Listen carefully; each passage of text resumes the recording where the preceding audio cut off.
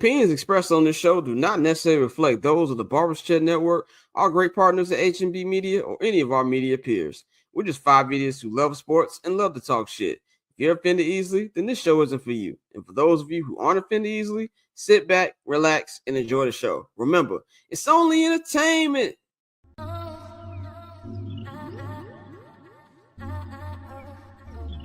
So cool. Triple double hat trick, I know the code too. Ice trade, go for trade, yeah we cold too. Getting paper on display, haters old news. Money on the other line, so I'm not gonna hold you. Money on the other line, so I'm not gonna hold you. Money on the other line, so I'm not gonna hold you. Money on the other line, so I'm not gonna hold you. Money on the other line, so I'm not gonna hold. My agent just said we made 100 flat. Make it back and make it stack just like I'm Steven Jack. Put my rings up in the camera like I needed that. Up in the air and at the rim is where I meet them at.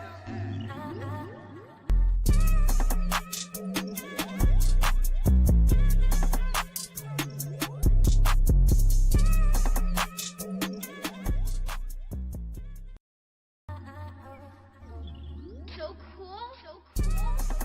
Triple double hat trick, I know the code too. Ice trade, go for trade, yeah we cold too.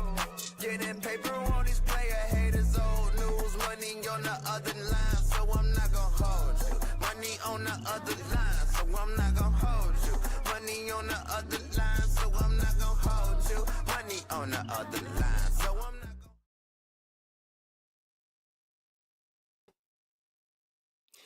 What is going on, ladies and gentlemen? It is your boy Scott here. Welcome to another edition of I'm Not Gonna Hold You. It is Monday, March 3rd, 2025. Man, we've got a big show for y'all on deck. But of course, you know to follow me on all social media platforms. That is at Barb Chair Scott. You can follow the company, the Barbers Chair Network, at Barbers Chair Co. on all social media platforms. Follow our new page for I'm Not Gonna Hold You to start a new Instagram page at INGHY Show on Instagram. And of course, follow our partners H&B Media at H&B Media TV on Twitter and at H&B Media on Instagram. And of course, subscribe to our Patreon, patreon.com/Barbers Chat Network. We've got 4 different tiers for you if you want to hear our Summer Sessions podcast. We talk about everything under the sun. You can subscribe to the $5 Summer Sessions tier. We've got 79th and Hallis. If you just want the Bears podcast, all our exclusive interviews and on-field recaps, subscribe to that. We've got the I'm Not Gonna Hold You tier, which is with all of our content from this show. And if you want everything, you can get the $10 holla. That is the Barbers Chat Network All Access tier, and that is $10. And if you subscribe to the All Access, you get 25% off on your first order at the Barbers Chat Network shop. That is bcnetshop.com. And of course, visit the bcnet.com, your one-stop shop for everything Barbers Chat Network. Man, we've got a great show for y'all today. We've got a guest we're going to bring in just a second, man. We're going to bring my co-hosts in for the afternoon, evening. We've got the one and only JR Bang. You can follow Bang at JR Bang on all social media platforms. This new episode of First Black Champ out right now. We're going to get a little bit into what happened at the Elimination Chamber today with the new segment we got. But if you want the in-depth breakdown, follow him and get in tune with that. And of course, we've got Courtney back in the building with us. You can follow Courtney at 1-800-CALLA-BRO on all social media platforms. And yes, you do not, and yes, you see, Dante is not here again. That trade is still, we have still got Dante on the trading block. He will allegedly be here on Friday. Allegedly. I don't think. Oh, word? Yeah, right. Exactly. He decided to come to work on Friday. We're allegedly going to see him. I need PTO. I need the PTO. Bang does. You know what? I will approve your PTO. Out of everybody on this show, we got Dante to do everything. He to edit everything. So get off the golf course. But anyway, we're going to get into how y'all doing in just a minute. But we're going to bring in our first guest. My bad. Before I do it, the local hour. Let's bring in the local hour. Local hour is sponsored. It is the local hour. Local hour. The local hour sponsored by absolutely nobody in Chicago, but we are working on that. We're going to bring in our guests for the afternoon, man. We've got the one and Venture, only. fam. Sponsored by Venture. Sponsored by Venture. That's a good one. We got the one and only Robert Mays here, man, of the Athletic Football Show. One of the best follows on football Twitter. You can follow him at Robert Mays on Twitter, or X is how they call it now. But Robert, how you feeling, man? Great to have you back on. Good to be here. I appreciate it. Glad to have you back, bro. Didn't get a chance to run into you at Super Bowl week. There was a lot of stuff going on. I feel like Radio Row was my first time being in Radio Row, and it was a lot to deal with, to say the least. It gets crazier every year, man. You walk in there and it just feels like it's like a Disney World of like football media. I mean, the bounty set up this year was just completely out of control. They have like their own like Disney-esque ride. It feels like. I mean, it's just they had the every wings single year passing out. Yeah, the bounty. It was like the line to get the wings. Like you could tell they actually cooked the wings because you can stand in there for about 30 minutes to actually get the food, man. But let's just get right into it, man. We are a week away from the legal tampering period of NFL free agency. A lot of rumors going on with the Bears. Been a lot of smoke today around Khalil Mack. That's been reported by different outlets. We heard that. Obviously, Trey Smith is going to be tagged. Hasn't officially been tagged yet. We don't know what the Chiefs are going to do there, but I just wanted your opinion on how you think the Bears and Ryan Poles should approach this free agency compared to how they've done it the first 3 years in Ryan Poles' term as general manager. It's a great question because guys keep flying off the board. You know, I feel like Trey Smith was a reasonable marriage for them with the cap space that they have and the needs that they have. And now you have the top draft or the top guard option off the board.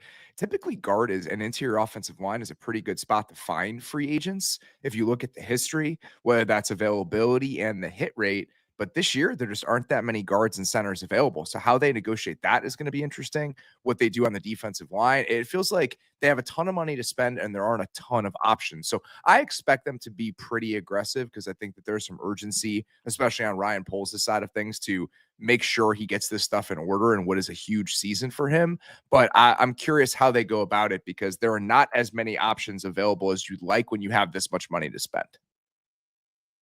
Yeah, and I think too also with that, like I think the bad thing about I guess not the bad thing, but the thing that's kind of crazy is you don't want to like go too crazy and try to make up for draft mistakes you made in the past and spend all the money. I think we've seen the Bears do that before, but at the same time, you don't want to be passive, which I kind of feel like the Bears have done in the Ryan Poles tenure a little bit. To you, what is a more like out of the two lines, what is more important to spend free agent dollars on? Would it be the O-line or the D-line? I would say O-line for this reason. I think that having certainty and a high floor on the offensive line is a necessity. Like you just have to make sure you have no weak links up front. On defense, you want stars.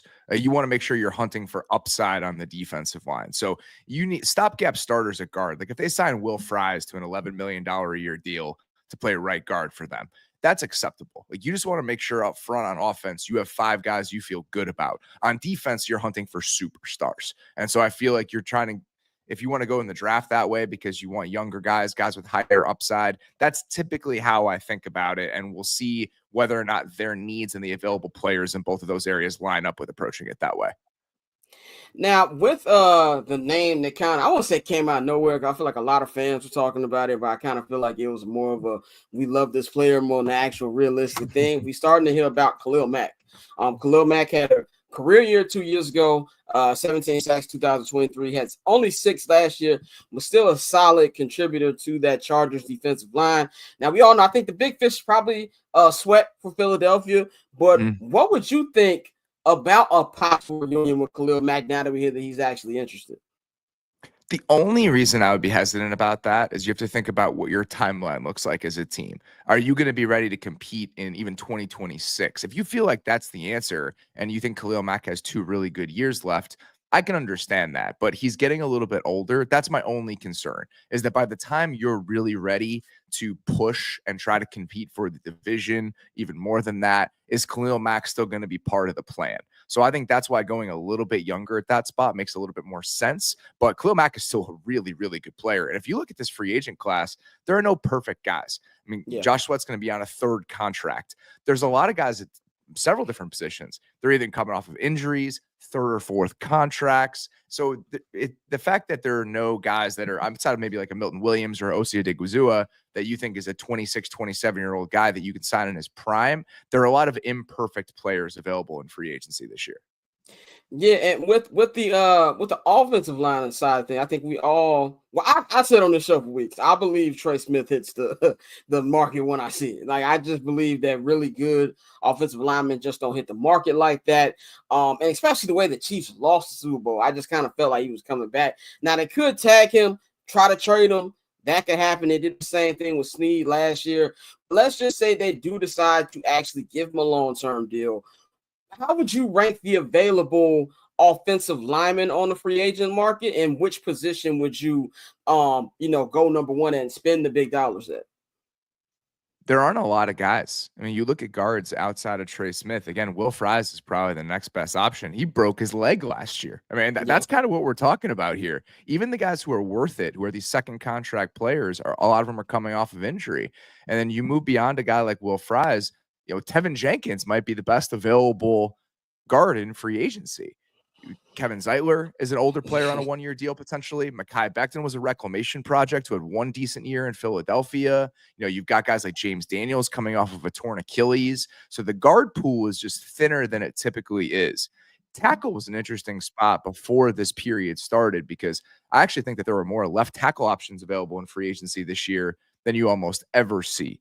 Ronnie Stanley, Dan Moore, and Alaric Jackson, that's 3 starting caliber left tackles. You never see those guys hit free agency. And then Alaric Jackson gets signed to a long-term extension last week. So now you're down to 2 again, and there's a chance Ronnie Stanley's back in Baltimore, so you got 1 starting left tackle. At center, it's really Drew Dahlman and Ryan Kelly. Who knows if Ryan Kelly wants to even keep playing? And I think Drew Dahlman is a solid player. I think he is a specific player. He is undersized, and I think he fits what Atlanta likes to do. But if you look at Atlanta, their run game and their offense is different than almost anybody else in the NFL right now. They run tons and tons of outside zone, and that fits somebody that's a little bit undersized like Dahlman is. But if you look at what Ben Johnson did in Detroit, they ran every run under the sun. And I'm just not sure that Dahlman is a flexible enough piece for that to be the type of offense you want to drop him into. So it's unfortunate because in a lot of years, if you wanted to rebuild your offensive line through free agency, you'd be able to do it. Stars aren't available, but workable starters are available. And this year, it just, even with all the money the Bears have, I think it's going to be a tall task to find 3 starting caliber players that you feel good about. You're going to be dipping a little bit lower than you want to. Definitely. So with knowing all of that, how should the Bears approach the draft? With that number 10 pick, is this trade down territory? It could Will Campbell, who I doubt will drop after his combine performance, even though his arms are supposed to be smaller now. No, arms supposed to be like this, I guess now. How should the Bears approach this draft? It's a great question. And when I was looking at it originally, my thought was, all right, you got $67 million in cap space. You can do enough on the interior of the offensive line there where you can just start hunting needs and defensive line in the draft. You have 3 picks in the top 40. If you want to try to find 2 starting caliber players on the defensive line in the second round, maybe you can do that. It's the type of draft to do it. But now as I'm looking at this and I see all the holes on the roster, the trade down thing becomes a little bit more appealing because you don't have that 4th round pick because of the Austin Booker trade. You don't have a 5th round pick because of the Bates trade. And so do you want to pick up maybe 1 mid-round pick somewhere along the way because you still need probably another running back, multiple interior offensive linemen, at least 1 interior defensive lineman, and an edge player. And do you have enough picks to do that given the lack of players available in free agency? I still think they probably take somebody at 10 because their needs are going to line up with the types of players who are available. You mentioned Will Campbell. I mean, there's a chance Armand Membu from Mizzou is actually the first offensive lineman drafted. And does that mean Campbell gets to 10? Even if Campbell doesn't get to 10, are you going to be in range for a Shamar Stewart from Texas A&M or James Pierce from Tennessee, which is also in need of yours? So I think that there's probably going to be enough good players at positions of need available at 10 for them to stick. But I also understand the trade down argument because I think that trying to get 1 or 2 more starters in that 2nd and 3rd round range is appealing given the lack of options in free agency this year. I love James Pierce, but I was reading today. He's probably one of those ain't shit players. Is the best way of putting it.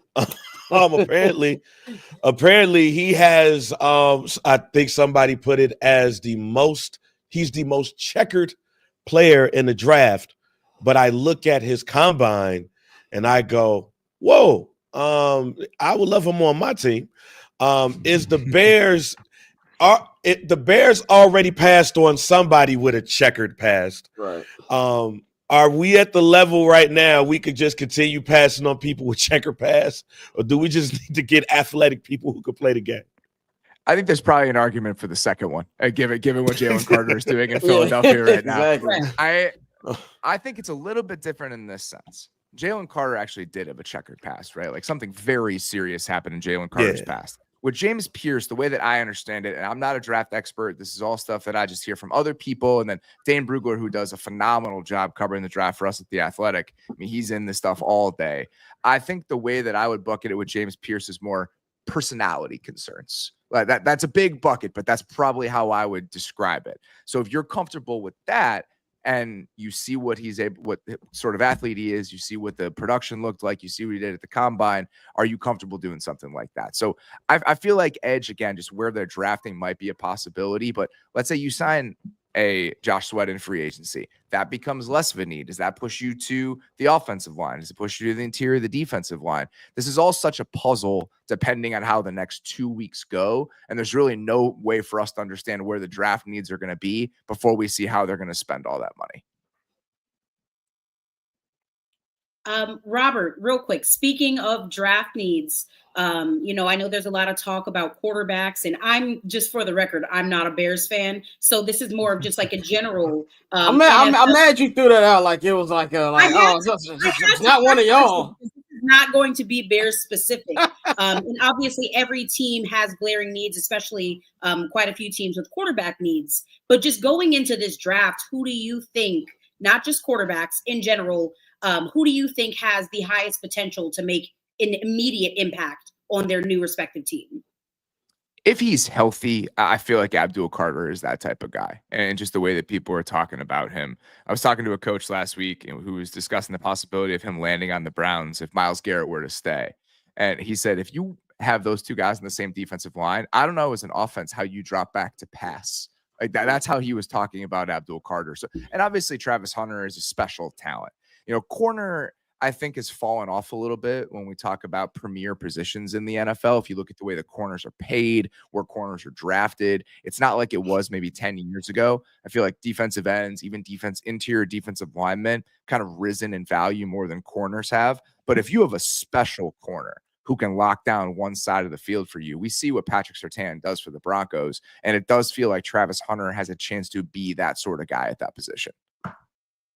Related note, did you see what Travis Hunter said at the combine about the two-way player thing, and if who has it harder, him or Shohei Ohtani? Did you beat that? No, I didn't see that. What did he say? Well, he said himself, just because Ohtani's incredibly talented. This is I'm just being very broad here, but he said essentially, what he does, just because it requires more athleticism, it's more difficult. What do you think about that?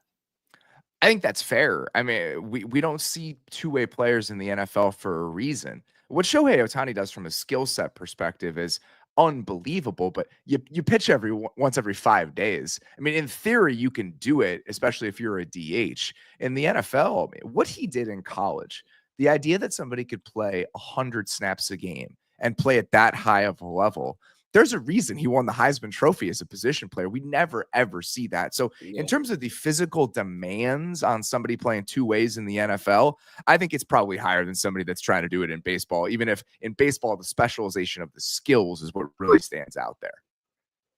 Absolutely. Rob, I got one last question for you, then we'll get you out of here.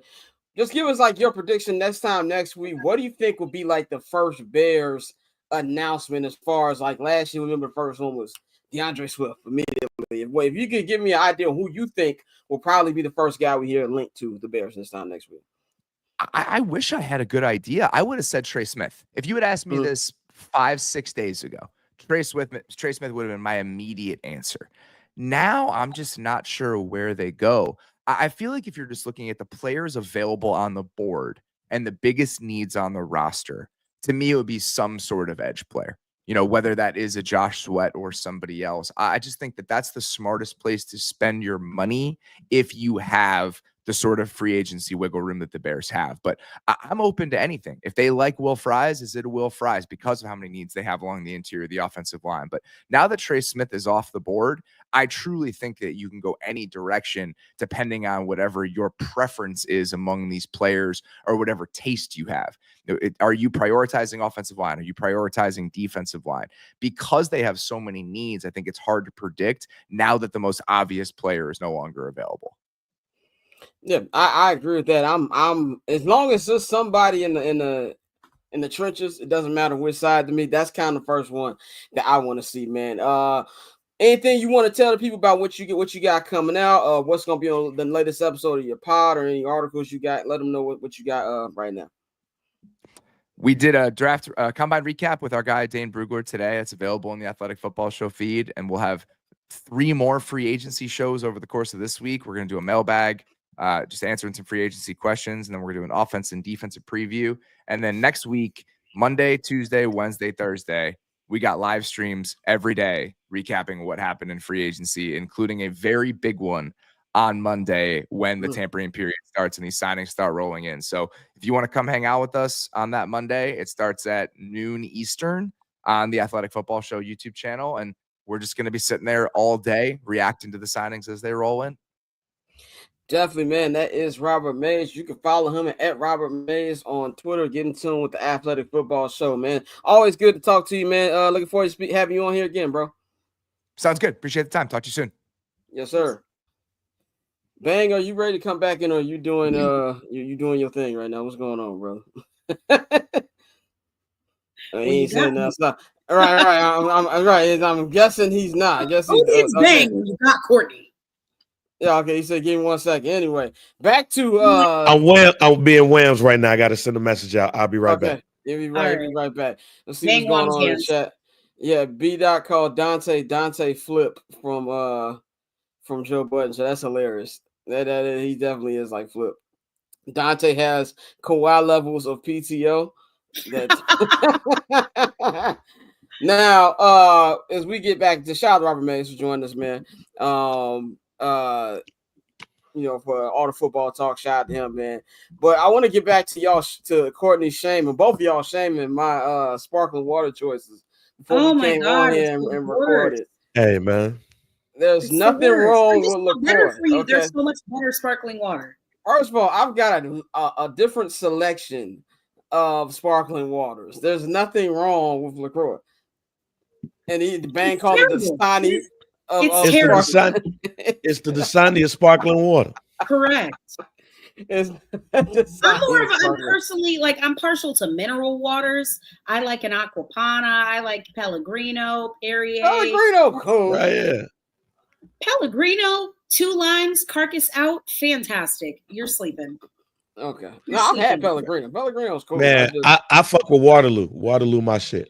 Waterloo's good too. I don't mind. I live in Texas also, so I like Topo Chico. Topo Chico's fantastic. I don't know if y'all. I'm not trying to be funny. Do you have that in Chicago? I haven't. I never seen that. Okay. Yeah. No. Topo Chico's fantastic, and also I'm on a bubbler kick as of recent. They have really good flavors like pomegranate, acai, and all that nonsense. But it's delicious. Okay, you and your bag, man. I have no problem with LaCroix, by the way. Yeah, I have a beverage shelf in my LaCroix. If you want to throw me some money, I will be taking meetings very soon. Very soon. I'm working on something. I'm sure they would be thrilled to hear that. You're not exactly in their primary demographic. What does that mean? First of all, sparkling water is commonly associated with waspy white women. Anybody drinking LaCroix is drinking Waterloo. That's what I'm talking about. Waterloo. Man in an Waterloo, G. No, you have not. Okay. Waterloo for the win, G. I'm telling you, Waterloo 5. All right, I'm gonna stop drinking that to Shining. I have no problem. LaCroix is cool to me. I have no problem with it. But you also talking to somebody who be getting like Fiji water and Boke. I'm a water snob. That's crazy. Okay, get yourself a nice reusable water bottle. Yeah, I got them too. Shout out to the Bears. And empty the plastic into and defeats the purpose. No, I take that with me wherever I go. I have the water with me. The big joint. I get the 1.5 liters.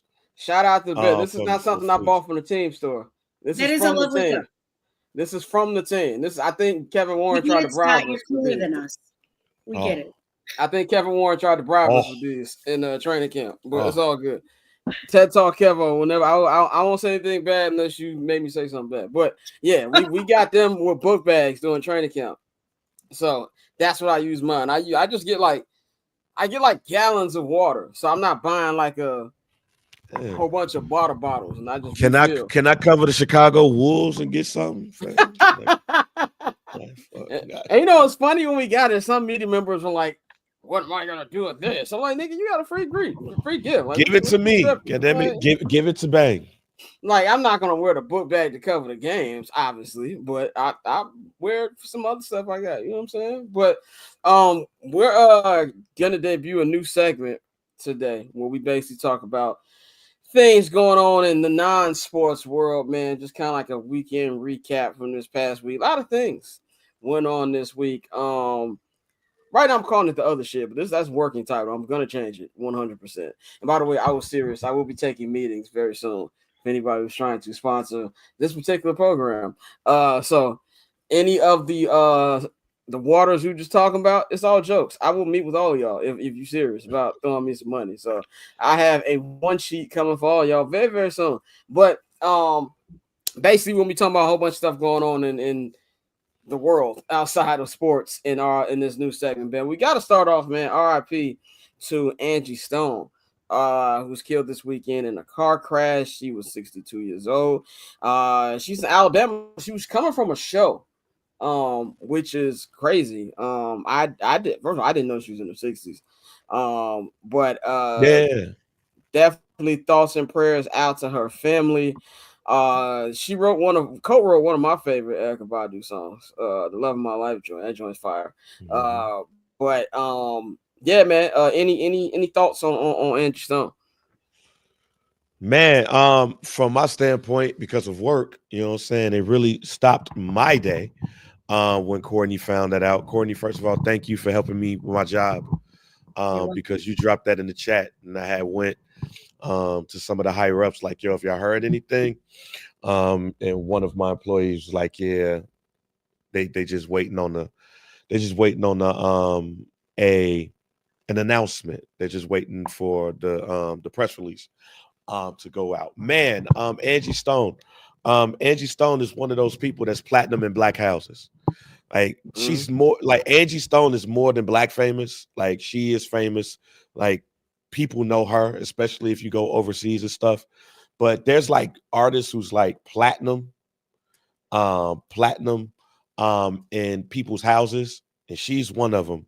So it was very messed up to see like what happened. But then also knowing that her legacy is far beyond what she was doing with Neo Soul. Like, Angie Stone was one of the first, or the first hip hop women's group to drop a record and to sell records, The Sequence. And I heard a song that I didn't even realize that was hers from this group called The Vertical Hold. She was the lead singer there. For some strange reason, as much as I heard the theme song, I did not realize that was Angie Stone singing Girlfriends, the theme song. I didn't know that either. I didn't know that. I found out this week. That's Angie Stone. I had no idea. I was yesterday years old when I found out yesterday. To watch on a random Saturday, I'll marathon that show. I had no idea. Well, as I call it, the black version of Sex in the City. That's basically what Girlfriends is. Like, I feel like if Girlfriends was on HBO, I think it still would be better than Sex in the City. I love Sex in the City. Don't get me wrong. Oh, I'm 100%. First of all, I do not discriminate in my TV. I watch both of those shows. Yeah, if Girlfriends had the opportunity to get off cable and get on, or if Girlfriends had an opportunity to actually show things. Yes, correct. Yeah, but I didn't know that was up. Could have been elite. But yeah, that was her. So her legacy is more than just what we know with the neo soul. Her legacy goes as far back as 1979 and being on Sugar Hill Records, and being a part of the not a part of the Sugar Hill game, but being around that essence of when hip hop started to become mainstream, and everything. So man, rest in peace to Angie Stone. Rest in peace, Courtney. Any thoughts? I know you brought it in the chat, and Yeah. yeah, I just go ahead. was shocked, she's around the same, almost the same age as my mom. So when I found out about it, I just remember growing up with my mom listening to her. So I messaged my mom about it. And of course, my mom is sad, just because, you associate so many memories with the music that you hear and that you grow up with. So yeah, it's really sad. We all got an expiration date. You just hope that you can be here as long as you possibly can, man. But she, was still performing, and she had an amazing career. Rest in peace. It's just awful though, the way that it happened. Rest in peace, Orlando. With that great black fact, Kelsey Grammer, was the EP. Frasier is the EP of Girlfriends. That's crazy. When somebody originally told me that, I was like, what? Like, but like, is there any? Because like my mom kind of had like the same reaction too, because she listened to Angie Stone as well. Was there?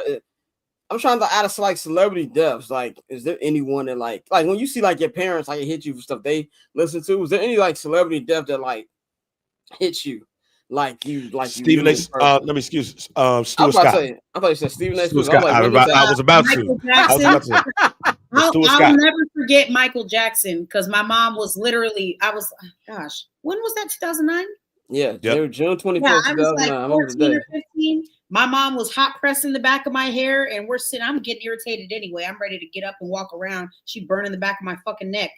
And we're watching the news, and things started coming up, and she said, no way. And then literally abandoned my hair. Thank God. Because I was tired of her fucking picking at my kitchen back there.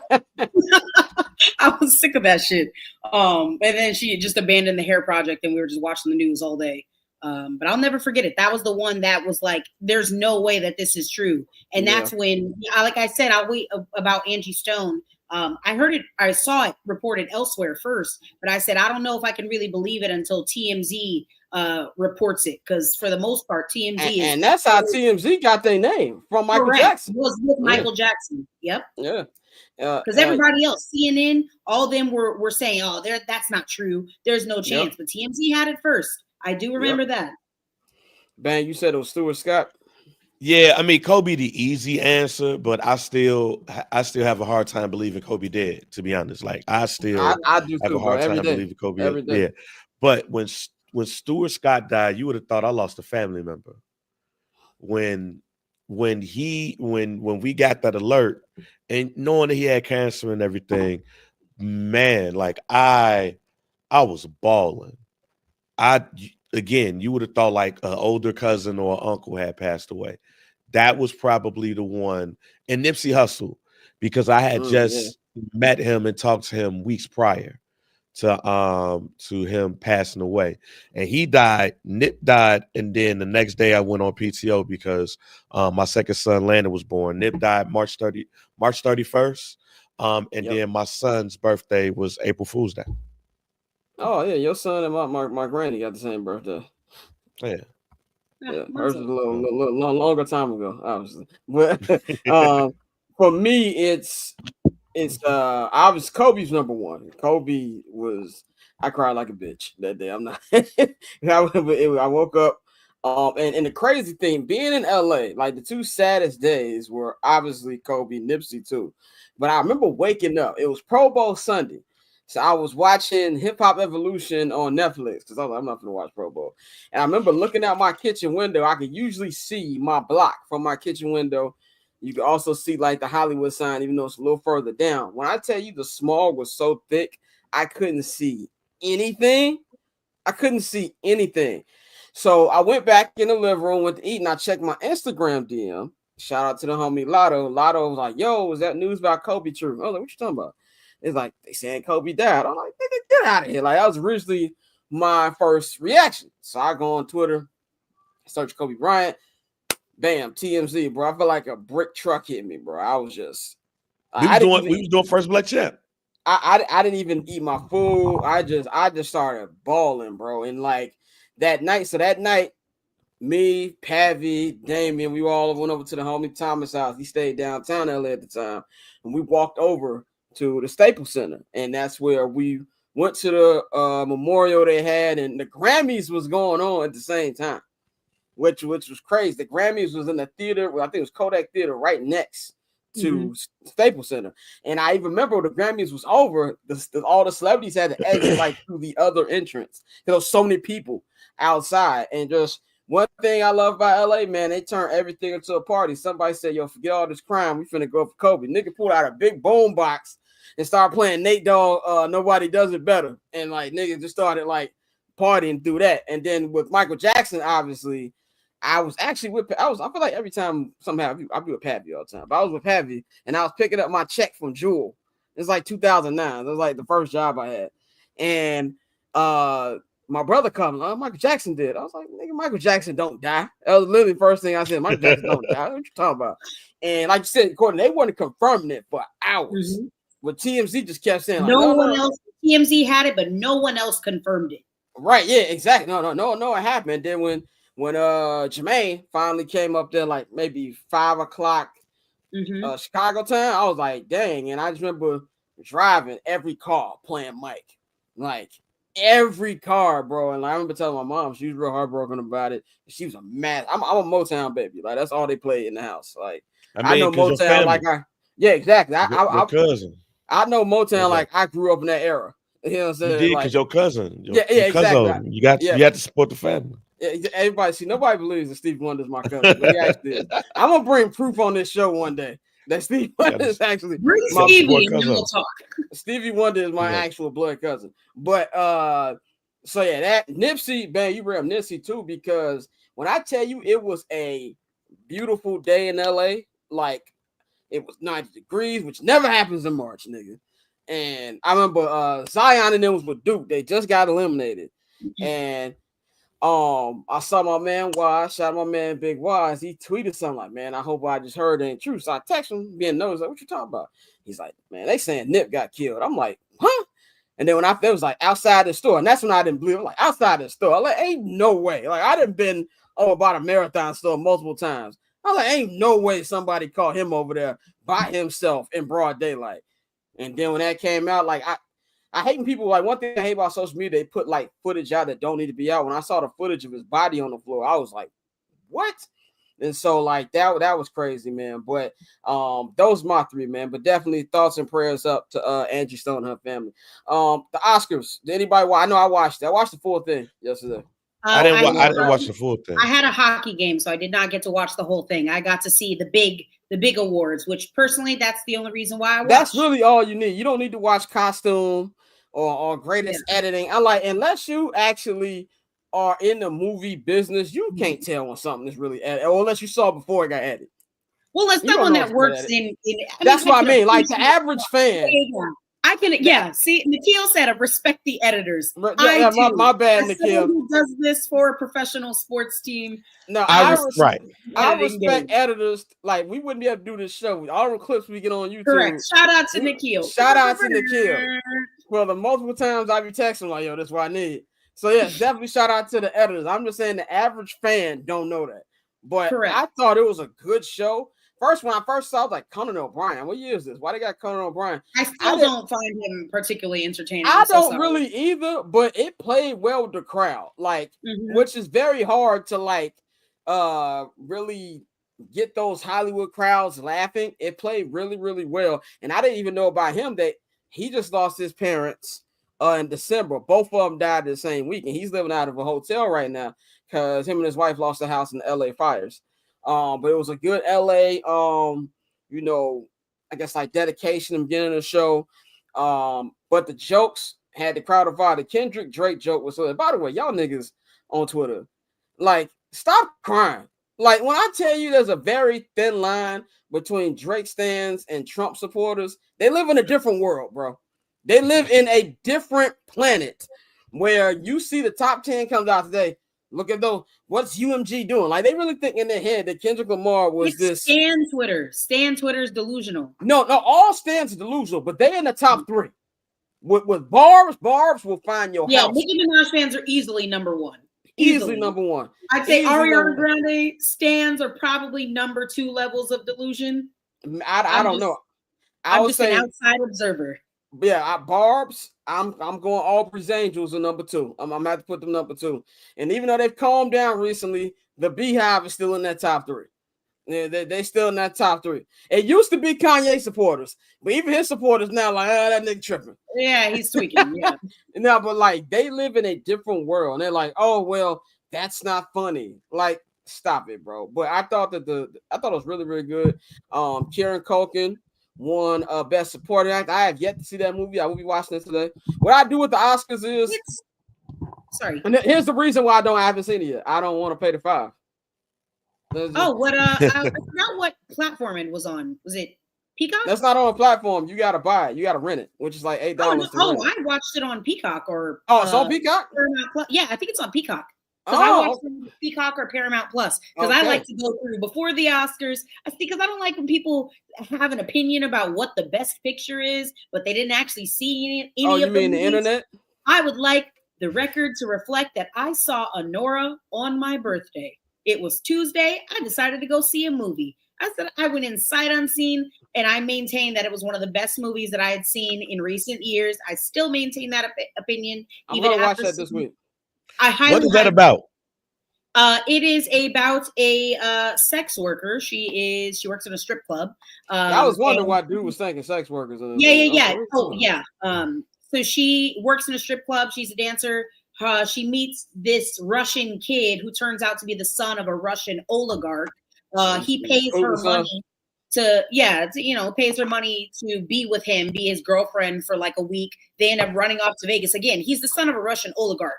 Dad's Pretty Woman Part 2. Go off on his private jet to Vegas. They get married, and then the parents find out. Mind you, she's a stripper, and he's a fucking powerful Russian billionaire. So basically, the whole movie, more or less, is about, and it's not funny in the sense that what the content is about is funny, but it's a dark comedy. Like there's parts of it where you will laugh, even though you're smart enough to know I'm not supposed to laugh at this scene, but it is objectively funny.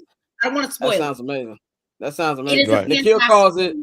Nikhil said it's basically. It's not a whole lot of frills. It's very much. I was just about to say, Pretty Woman meets Uncut Gems. Yeah, correct. Uncut Gems. Uncut Gems. Uncut Gems. Why does she say that? I don't know that shit. I say that shit every once in a while. I just say that shit in the crib. Uncut Gems. Yeah, if you want to know that cocaine is bad for you, look at her. Speaking of, saw her at the Vanity Fair Oscar party last night. Man, listen, real quick side note. Good. I'm so sick of non-consensual nudity. Kanye's wife, fucking her pulling up with the dress that just had, it was like an extension of her hair, and the hair. You were offended by Megan Thee Stallion's titty. My thing about boobs is that boobs are used to, like, it's not the breasts per se that bother me. I need you to cover up the punani. That's crazy. I'm not a prude. I'm not conservative like that at all. But I do think that I should give you my consent to see your bits, bro. I'm not gonna lie. Ladies, bro. I can't sexualize boobs, but the cooch is crazy. I actually agree with Courtney here, and it's shockingly that I'm a man and I'm agreeing with this. But yeah, I agree but my issue is you don't. And I know this sounds bad in the grand scheme of things, but I don't like inviting things to something that don't need to be there. So when we see certain things and then you say that I don't feel the need, I don't feel like I should be objectified. Like if my 10-year-old son who loves women, who loves girls, see your titties out, but see a nip cover. First of all, I don't think nip covers work because I know what a titty looks like. I'm a grown ass man. I don't need to see your areola and your nipple. So that's one thing. But also it's just like, when you're doing it for shock value. Like what? And I'm not a shock value person. I'm like just make it look tasteful and it'll be good. And I didn't see anything that I saw last night that, well, no. Sophie Vergevna, however you say her last name, for modern. Yeah. She did it. Yeah, that was tasteful. Again, listen, and tasteful I'm not here to say whether or not something is tasteful or not. If you want to be out here and again, how we have clearly agree to disagree about boobs, right? Because I'm just a woman, so when I think about a boob, I'm just like, okay, yeah, you got to use that to feed a baby if you're lucky, right? And you can breastfeed, but like everything else, man, put that shit away. I did not, and ain't nobody trying to smell that either. Respectfully. Man, Megan Thee Stallion shit look like she put her titties over a brush. Like that's all that shit. It was like titties over like a shrub. Yeah, did y'all see the? We know what's there. Like if it wasn't going to be photographed, it's an adults event. It's adults only there. If it was completely like no one would see the pictures, man, I guess wear what you want to wear. But like the fact that these images are being disseminated to the public and now there's little kids that might end up or minors that see these photos of you at this event because it's fashion. It's the intersection of fashion and entertainment. Children should be able to enjoy these sorts of things, images of dresses and ornate couture gowns. I think it's fucking weird to be walking up naked. That's crazy. That's a couple things. First of all, did y'all see the video I posted on my Instagram after I posted that Megan Thee Stallion thing? That's how I felt like Dave Chappelle. Come on, titty. But there's a couple things. First of all, Courtney, I agree with you 100%. 100% agree with you. There's a time and place for that. But number two, Hollywood parties are probably the place. Now, the photo part I get, but once you actually get into those parties, I know it correct. It's gonna be the most tame thing you probably see. Look, man, I'm not. Look, man, I'm so glad I ain't in Hollywood because if I was, like, my reaction to certain things is not going to be what they want it to be. Because Megan Thee Stallion tried to come have a conversation with me with that on. I'm not looking you in your eye. And don't get mad at me because I'm not looking you in your eye. I'm like, yo, why you got? I'm going to say, hey man, Meg, I got a question. What? Like, why look like you got your titties on a shrub? Like that's what it looks like. Like this just looked like titties on the shrub. It was not my favorite dress decision, just in general, because I thought if you go do that, it needs to be a better dress. It literally looked like her shit was like it was a shrub.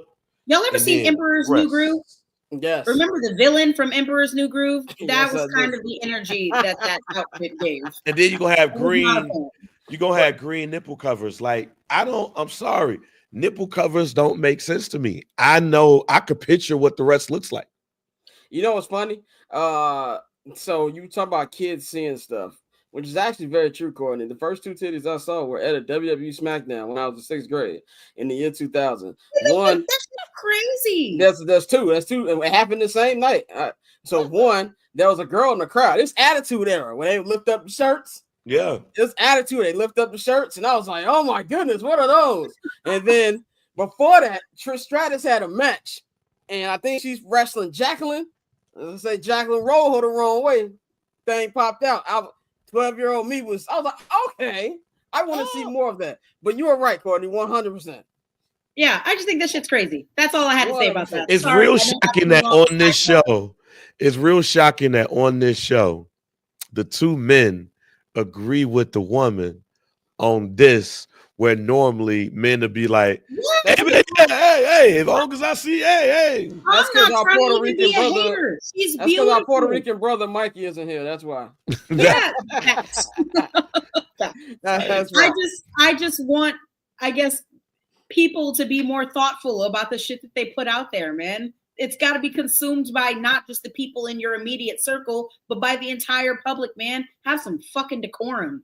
Now, I will say this. Now, I've never been to an Oscar party, but I have been to high Hollywood events. I have, and that's why I know this. In 2015. High Hollywood.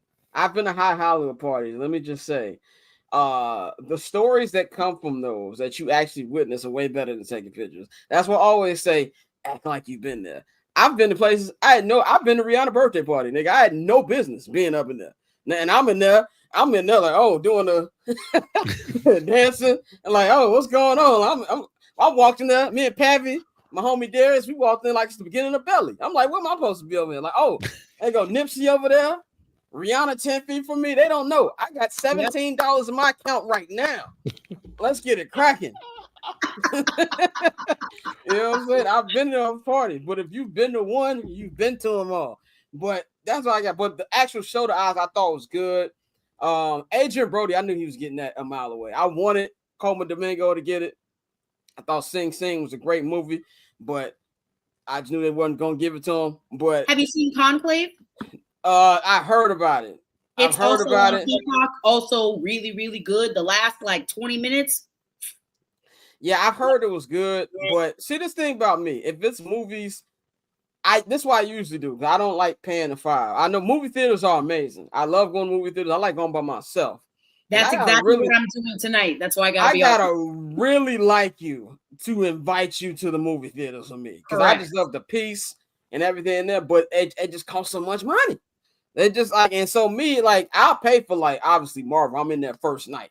You know what I'm saying? But like other stuff, depending on how bad I want to watch it, I'm just gonna wait for it to go to, you know. See, but this is what they were talking about at the Oscars. Right, and I agree with them. But you know what they did do? Bring the price down. Like, think about, I ain't got kids like Bang, but if I got kids, let's say I'm going on a date to a movie theater, which is very terrible. Unless you actually, unless you're together, just for the tickets. Just for the tickets. Let's just say you want to take an Uber because y'all want to drink or something after, right? Just say $20 Uber. That's $60. Let's just say y'all want to get snacks while you're there.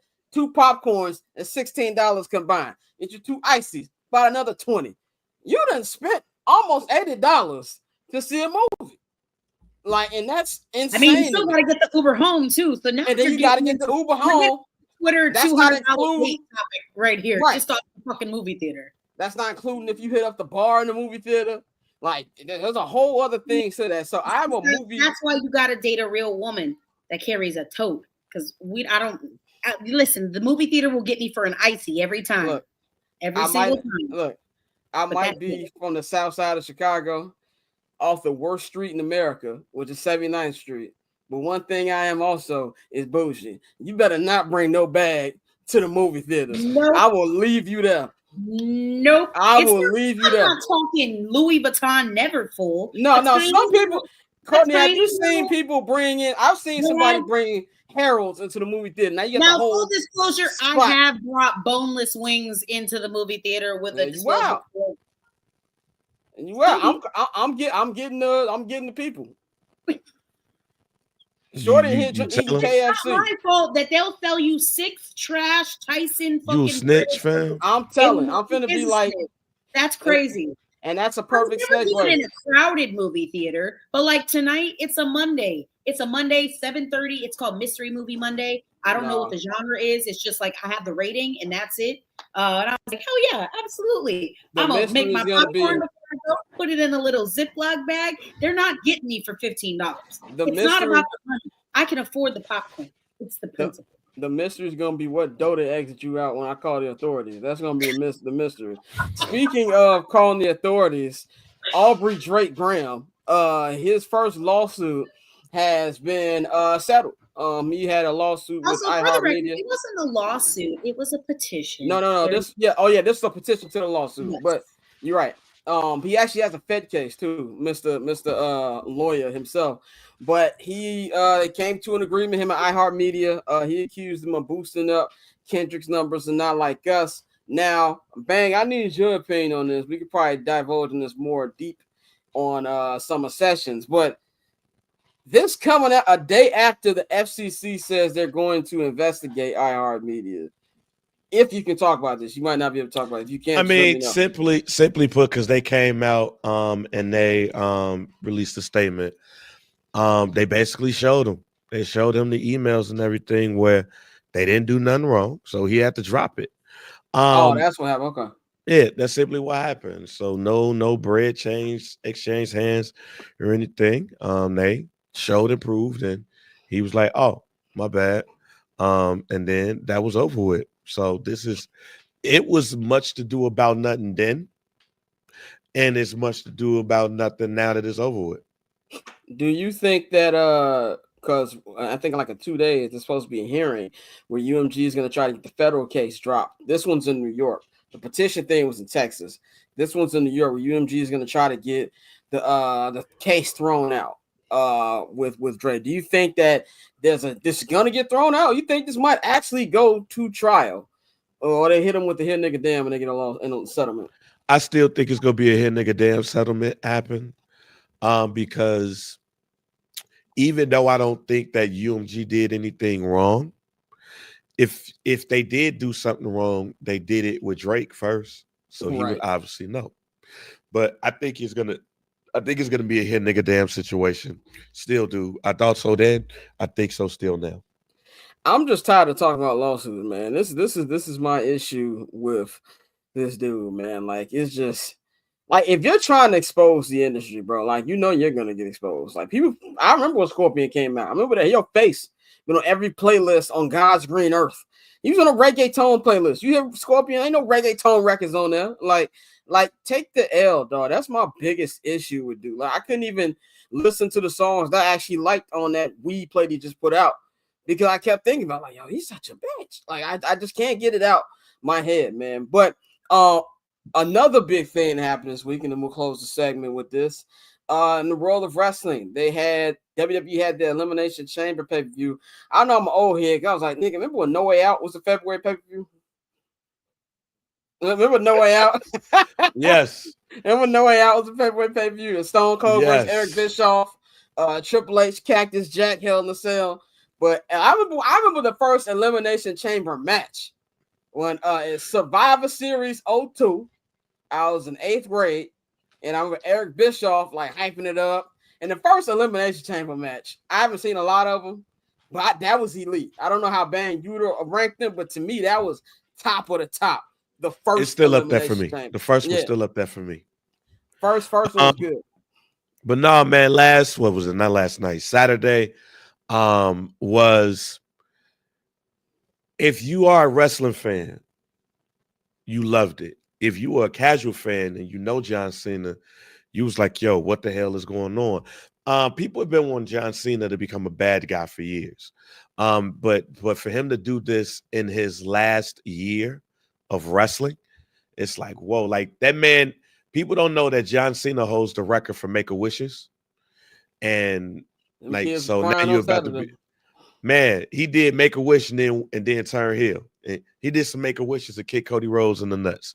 So yeah, it's WrestleMania, the road to WrestleMania, which really started on Saturday. When you think of like no more pay-per-views, is now we on the way there. It's like, don't pass go. Don't collect $200. We going straight to WrestleMania. WrestleMania happening on April 19th and April 20th. It's going to be lit, and to see John Cena in a different light going up against Cody Rhodes is going to be wild. And that's not over with, because we got a number of things that could happen. There's potentially another person that could be involved in this. I wish somebody would have asked about a potential faction and stuff. So yeah, it's a lot that's going to be going on. So it's a lot to pay attention to. And if you ain't heard First Black Champ right here on Barber's Chair Network, then you'll get everything there. Check that out. It's on the site right now. It's on all the podcast feeds. Just from my perspective, watch. First of all, anytime Dwayne is on, I'm gonna tune in. He was my first rap wrestler I was a massive fan of. I had a rock poster in my room, like it was like a huge poster when I was like in 5th grade, bro. So anything The Rock does, even though I do believe Dwayne is being seen more because his movies have not been doing what he wanted to do, but that has been interesting to see. And I think with the WrestleMania thing, as big and as shocking as this was, maybe this is just me being old head, I still think Hogan and NWO was number one as far as heel turns. Now I don't know, maybe I'm being stuck in the past, but I think this is a massive moment. But we talk about it. Well, you gotta watch it in full, but we talk about some of our favorite heel turns. This one is, Hulk Hogan turning heel is still number one to me. But we got some other ones up in there when the Rockers broke up and Shawn Michaels threw Marty Jannetty in the glass window. We forgot to mention the Shield breaking up, because the Shield breaking up still has ripple effects. 10 years later, like even what's going 11 years later, what's going on right now is directly involved with the Shield breaking up. A couple of other ones too. So yeah, check out First Black Champ. We go through it. Check it out, man. I have a question real quick. I don't know anything. I mean, when I was younger, I got 2 older brothers. So like my brothers were super into wrestling. So I remember like, was it Rikishi? The big dude that wore like this. I remember that kind of shit. But I have to ask, because this shit's scripted, right? Like it's acting. It's like theater meets sports. Yeah, it's the outcome is scripted. Look, don't do that. Don't try that shit at home. Right, exactly. Right, them niggas really do be tearing ACLs. I'm not dismissing the physical activity I see in the like. These people are athletes, 100%. Yeah, but they're also actors. So do fans know? Is it a surprise when things happen? Sometimes is it like? It's just like it. Okay, I'm probably sorry. showing I guess I don't really understand. No. Like if you grew up with you or your parents, you watching your parents watching soap operas, ain't no different. Like when you find out that soap opera. Yeah, you find out Erica Kane. You found out Erica Kane got amnesia and she just killed like 3 people. Restless and Bold and the Beautiful. Yeah, I'm all my children and one life to live guy. Like my sister's name is literally Ashley off from Cuz of the Lady. I'm a power guy. Look at you. Like when you find out that Erica Kane had like a baby, like you find out Erica Kane got a baby out of nowhere that she never knew. Like that's the same thing as when we look at wrestling. Like, but it's predetermined, but we don't know what's gonna happen when it happens. You can predict it. I've been watching wrestling for shit. If I'm 43, I'll be 43 this year. I've been watching wrestling since 1986. I feel like I've watched wrestling enough to know when things are gonna happen. So when people be watching the shows and they be like, man, you feel like you wrote this. Like damn near every storyline is like you could go watch something old and that storyline is there. Every once in a while though. John Cena turning heel was not shocking to you. It was not shocking to me because if you listen to the show, we've been saying that shit since they announced that the probable match would be Cody Rhodes versus John Cena. So as soon as that came out, me and Kent from the Port, shouts out to my tag team partner, like we was already talking about, somebody got to turn heel, and that's gonna be John Cena this time. But we'd give you different scenarios. But no, we was saying like, nah, it's gonna be John Cena that turns heel, and it's gonna be shocking. But still, with us being able to look at wrestling and predict certain things, it's always great when you can still be shocked. And we were still shocked at the outcome when you saw it, because it's like, okay, you know the Avengers is gonna win at the end of Endgame. It's how it happens. I still yelled in the theater when Thor showed up to Wakanda. I almost smacked every 10-year-old in my row. Like when Spider-Man died in Infinity War, there was this little boy crying right next to me. I wanted to tell him, like, yeah, nigga, life ain't fair. So yeah, and that's the good thing about First Black Champ is we don't come at it with the little lame ass wrestling perspective that we always talk about from like the nerds. Like, no, we talk about it like two regular dudes that just sit there and we know what we're talking about. And that's the business too. And that's probably the best thing about it. I'm looking forward to WrestleMania because I watch that every year. Every WrestleMania season, I fake myself out like I'm gonna watch the rest of the year. Then mid-May come and the playoffs on, I start watching. What's like the NFL equivalent of WrestleMania? Is it like the Super Bowl? Oh, yeah. Super Bowl. That like their 100%. Biggest event? Okay. Yeah, yeah. Like they do WrestleMania at football stadiums. Like. Okay, got it. Yeah, that's and WrestleMania. Here's my prediction. We're gonna get into that now. I was gonna talk about the Bulls, which I am, but I want to actually go to the Bears real quick because this actually ties into what I'm about to say. Little Birdie has told me that the Arlington Heights announcement is gonna be coming soon. I've been putting things together from people I know in the media space, and article came out this week that kind of confirmed everything I said from the Daily Herald. It said the Chicago Bears have resumed economic impact, traffic, and other evaluative stories and begun to refine conceptual site plans for the Arlington Park. So what we're hearing, and if I'm wrong, but I do not think I will be, is that this will be announced right after the NFL draft. That's what I'm hearing. And that goes on what I'm saying in 2030, you're going to have the Super Bowl, and WrestleMania won't be short after that. Like, if you look at one of the Super Bowl's upcoming locations next year, 2026 is in San Francisco, 2027 back in SoFi Stadium, 2028 is going to be in Atlanta, Georgia, my favorite stadium because they have the best media food on planet Earth. Shout out to Mercedes-Benz Atlanta.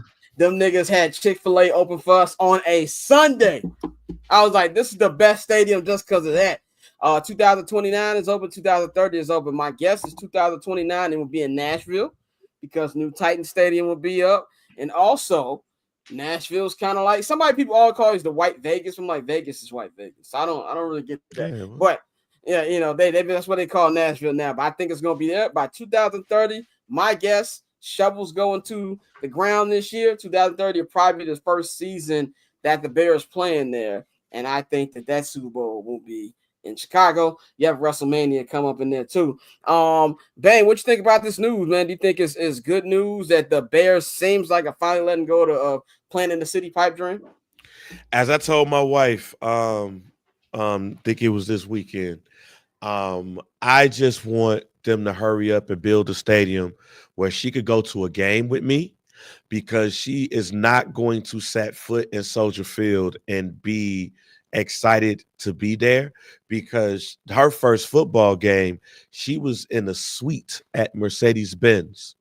And if you're in a suite at Mercedes-Benz, you living good. You ain't trying to be outside in no goddamn Soldier Field.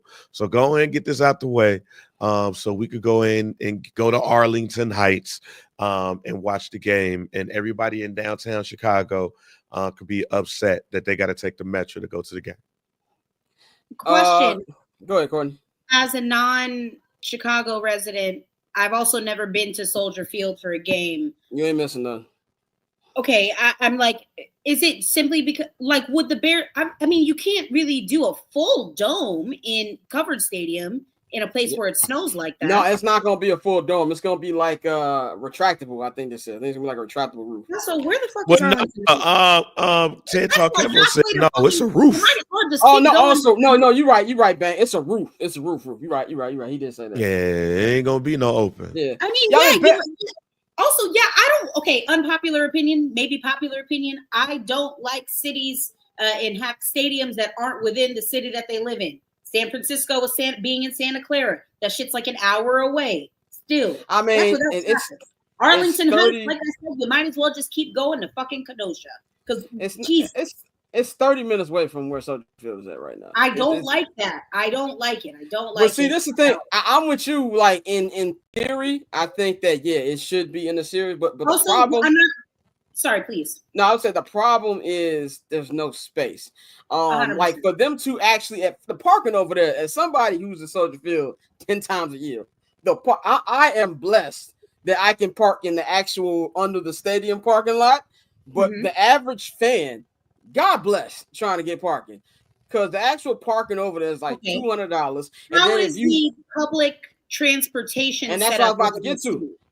No, the city is amazing, but to actually get to it, see, it's by the lake, but it's off Lakeshore Drive. So what they do, they take you over like this little walk over bridge. Then you got to walk through the residential street. You just can't walk and boom, you on Michigan. No, they take you all out the way. You really can't even call an Uber to like you get on Roosevelt. Yeah, you got to walk to probably get. You got to walk. I'm already dreading the walk I will be taking after the Kendrick Lamar concert. I was about to add. I was gonna email the Bears like, "Yo, does my media parking pass count for other events?" Follow-up question: How is the public transportation out in Arlington Heights? Like, does the public transportation extend out? They got the metro. Into I wasn't sure because they don't have that shit here. We have the DART here in Dallas, but that shit will not be taking you to the suburbs. Those white people will not be having that. Well, there's a metro train right next to Soldier Field. So, like, if you're in the city, you can take the Metro train from Arlington Heights, and then once you get off Metro, you can get on regular CTA. It's like, to me, like, I get people's beef with it, and when I first heard about the stadium a couple years ago, I was like, it needs to be in Chicago. But also, every stadium in Chicago is trash. Like, let's be like, at Wrigley Field, you can pretty it up everywhere you want. They still got them 1920 bathrooms in there. Like, no big screen outside is going to change that. I actually like the United Center's first 2 floors. You go to the third floor. Wait a minute, Wrigley Field ain't got the troughs no more. They ain't got the troughs no more in the bathroom. Oh, they don't? They don't? Okay. No, all right. it's regular bathrooms now. Regular I walked up in that bathroom like, oh, This is shit. Jefferson's theme song right now. You're moving up, guys. Right, moving That's on crazy. up. It still needs to be taken up out of here. But they trying to compete with Fenway to see who's going to be the longest monument up. But United Center, 3rd floor. Go up to the 300 section right now at the United Center. You're going to see Michael Jordan's Hanes ad from 1996. A picture of Dennis Rodman and Cindy Crawford. They got milk ad. Like, they ain't changed. There was a light. When I was there for All-Star Weekend, there was a light out in the 300 section. And on top of all of that, they got no cup holders. So, United Center ain't nice. What's called where the White Sox play is not a bad stadium. It's just the area. There's nothing around it. And they're like, it's a sketchy area. You know, it's a sketchy area by where the White Sox play. The police. That's what's sketchy. Oh, there ain't niggas. It's Bridgeport. The police is what I'm worried about by White Sox. So, like, just get them a good stadium. The only stadium in the NFL that I've been to that's worse than Soldier Field is FedEx Field where the Commanders play. The elevator stops working at 9 o'clock. I had to walk up a ramp post game. That's when I met Taylor Rooks for the first time. We walked up a ramp to get up there, just to get in the regular area. It's ridiculous. They don't. The water cuts off. It's like it's almost on a hill, like Dodger Stadium. I left the Black Museum Smithsonian 2 hours before game time. Why I didn't walk into the media booth until the national anthem was getting played. So yeah, I get the location thing, and I argue with somebody. They were like, "Well, they shouldn't show the Chicago skyline." Like, bro, it's still Chicago. Oh, I mean, yeah, that's just personal preference. My only thing is I don't like when teams put their stadiums in places that they're, in my opinion, the meat and potatoes of your fan base can't access. So if there's public transportation access for people to get from the city to the stadium, but they're building. It's not just a stadium they're building. If you're not driving or taking an Uber, you're not getting to AT&T Stadium. And that prices out a lot of fans, and I don't like that. Yeah, what they're also going to be building. They're building like a Bears town, so they're going to have like a whole Ring of Honor.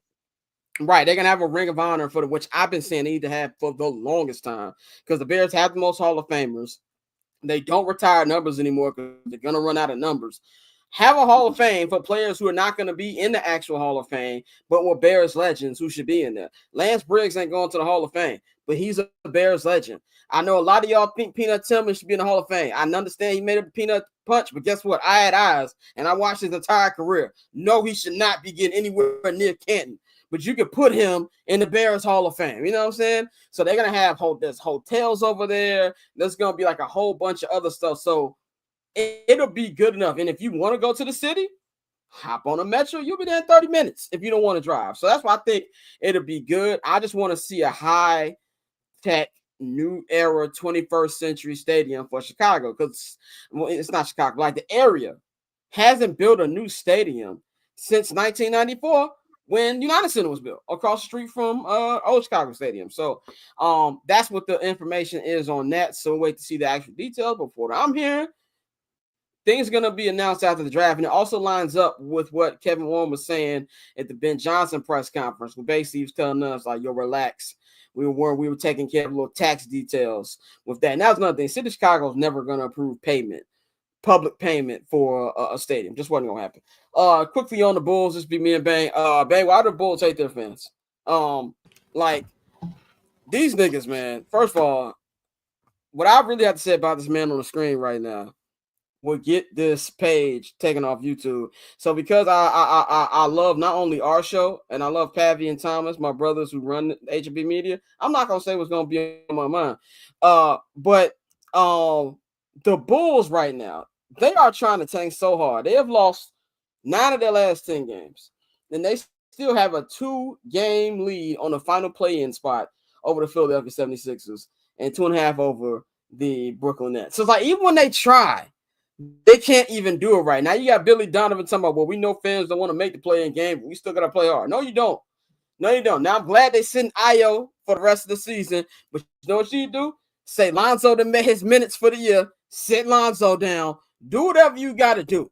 I know Philly is bad, but come on, man. There's absolutely no point in them playing this game. They're going to be out in one day because Atlanta going to take care of them. I just don't know what to say about this team at this point anymore, man. I don't know either. It's like we're damned if we do, damned if we don't. At this point, the only thing that's going to have to make the only thing that's going to make changes, expedite the changes, is people just got to stop going to the stadium. Yeah. I mean, you already can't watch them on TV, like that.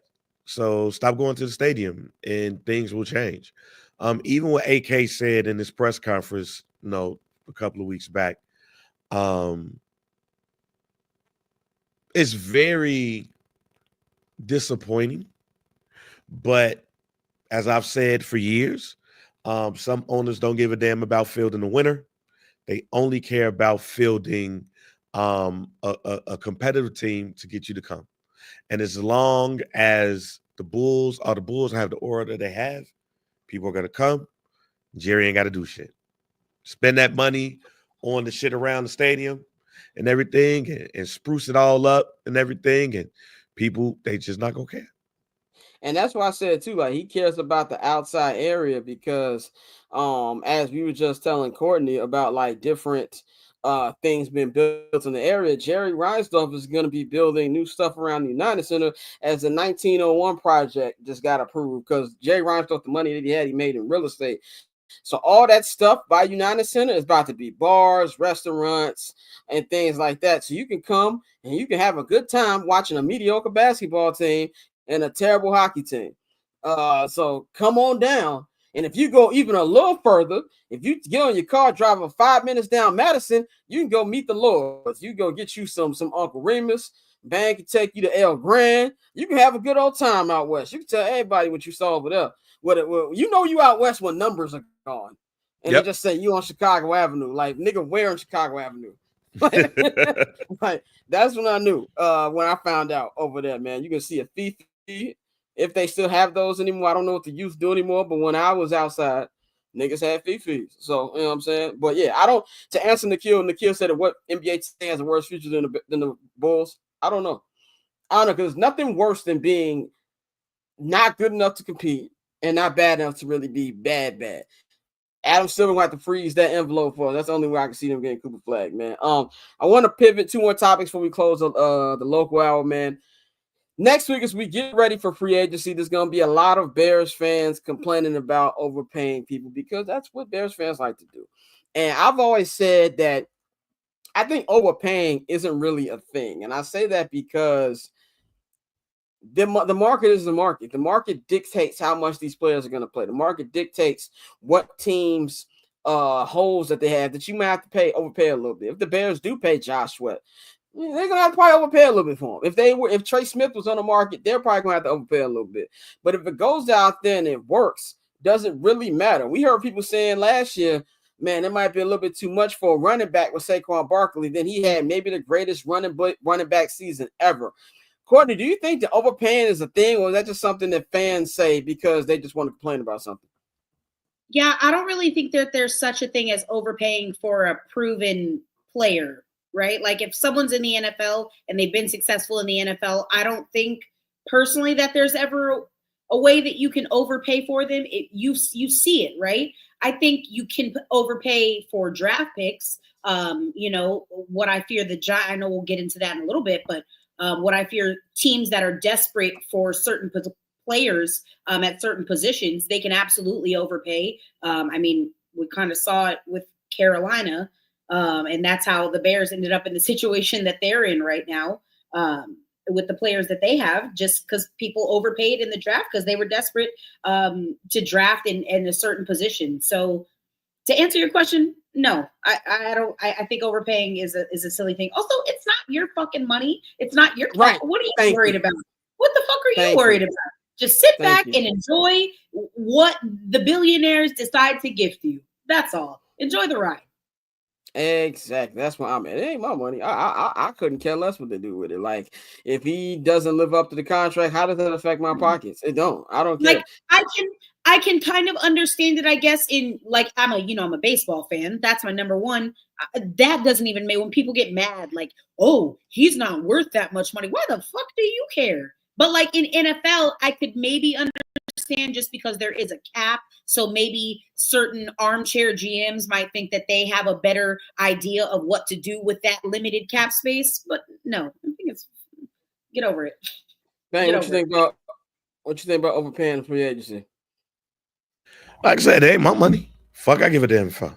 And then plus, we don't really truly have an idea about what goes on in this anyway. People think because they watch Madden and they play Madden and they did GM mode on 2K and everything that they all of a sudden know. Like, even I saw the debate on social. I saw the clip about Hall being mad at the Bears for not going after Deebo Samuel. Oh yeah, by getting the fifth. Like, nigga, how you know that they knew? Like, how you know that they knew? Like, it's like you mean to tell me that the GM was like, yo, they giving away a fifth for Deebo Samuel. Who won it? Like that's like niggas that's got not on how this works. Speaking of, was that on the run? Is that on the rundown? Were you gonna talk about that? We're gonna talk about that in a minute. It's like that's not how this works. Like they talk amongst each other. So we don't know what overpaying is at this point. And then plus, because since you think it's your money, you don't want to spend that motherfucker in the first place. Like, people treat NFL and NBA money like they're about to go to Nordstrom's after this, like they're about to go to Neiman Marcus after this, like they're about to buy a whole house. No, we can't spend this shit because we got to save up this money to go get Michael Jordan's house. Like, man, look, that is only some cases where you like it's a clear overspend. Like, if you got a NBA player who career averages 4 points a game, but you give him a 7-year, $36 million contract, and now Sean Kemp is pissed because he can't get that money from you, but you just got that gave that money to somebody who that's an overpay. When you're talking about an offensive lineman, there's no stats that comes with an offensive lineman. So what the fuck you know what an overpay is? Like, sit back and just watch. There's two. I'm sorry. No, I said there's two things in fandom that annoys me. It's complaining about how much money free agents get and draft pick hoarding. Like, I care about impact players right now, but not care about draft picks. Like, it's like when a great player gets played, like when Luka got traded. What them picks look like? Who cares? You got Luka Doncic. I don't care what them picks are. Like what are we talking about? Like, those two things I don't care about. This is also why I hate NFL draft or NFL combine coverage. I can't stand it. I miss football and watching NFL as much as the next guy or gal that's watching this show, okay? You are not a scout. What the fuck do you know about a 39.5 fucking vertical? Oh, look, his vertical. I don't know. Running backs average. Shut the fuck up. Niggas be in the crib. Niggas been in the crib crunching film. Like, all 22 was a mistake. What'd you say? All 22 being available to fans was a mistake. Correct. I hate it. I can't stand combine coverage. Let's just get to the draft and get this over with because I can't stand it. All the armchair GMs come out and like, oh, I don't know. This guy had a bad Are we? I feel like we're in the bad place. We are in the bad place. You know what this reminds me of? Bang, I don't know if you remember this 2007 when they said Kevin Durant couldn't lift weights. Yeah. Kevin Durant, like, what is he? I don't care what he shoots like. People were talking about, oh, he's too skinny. You might want to roll with Greg Oden.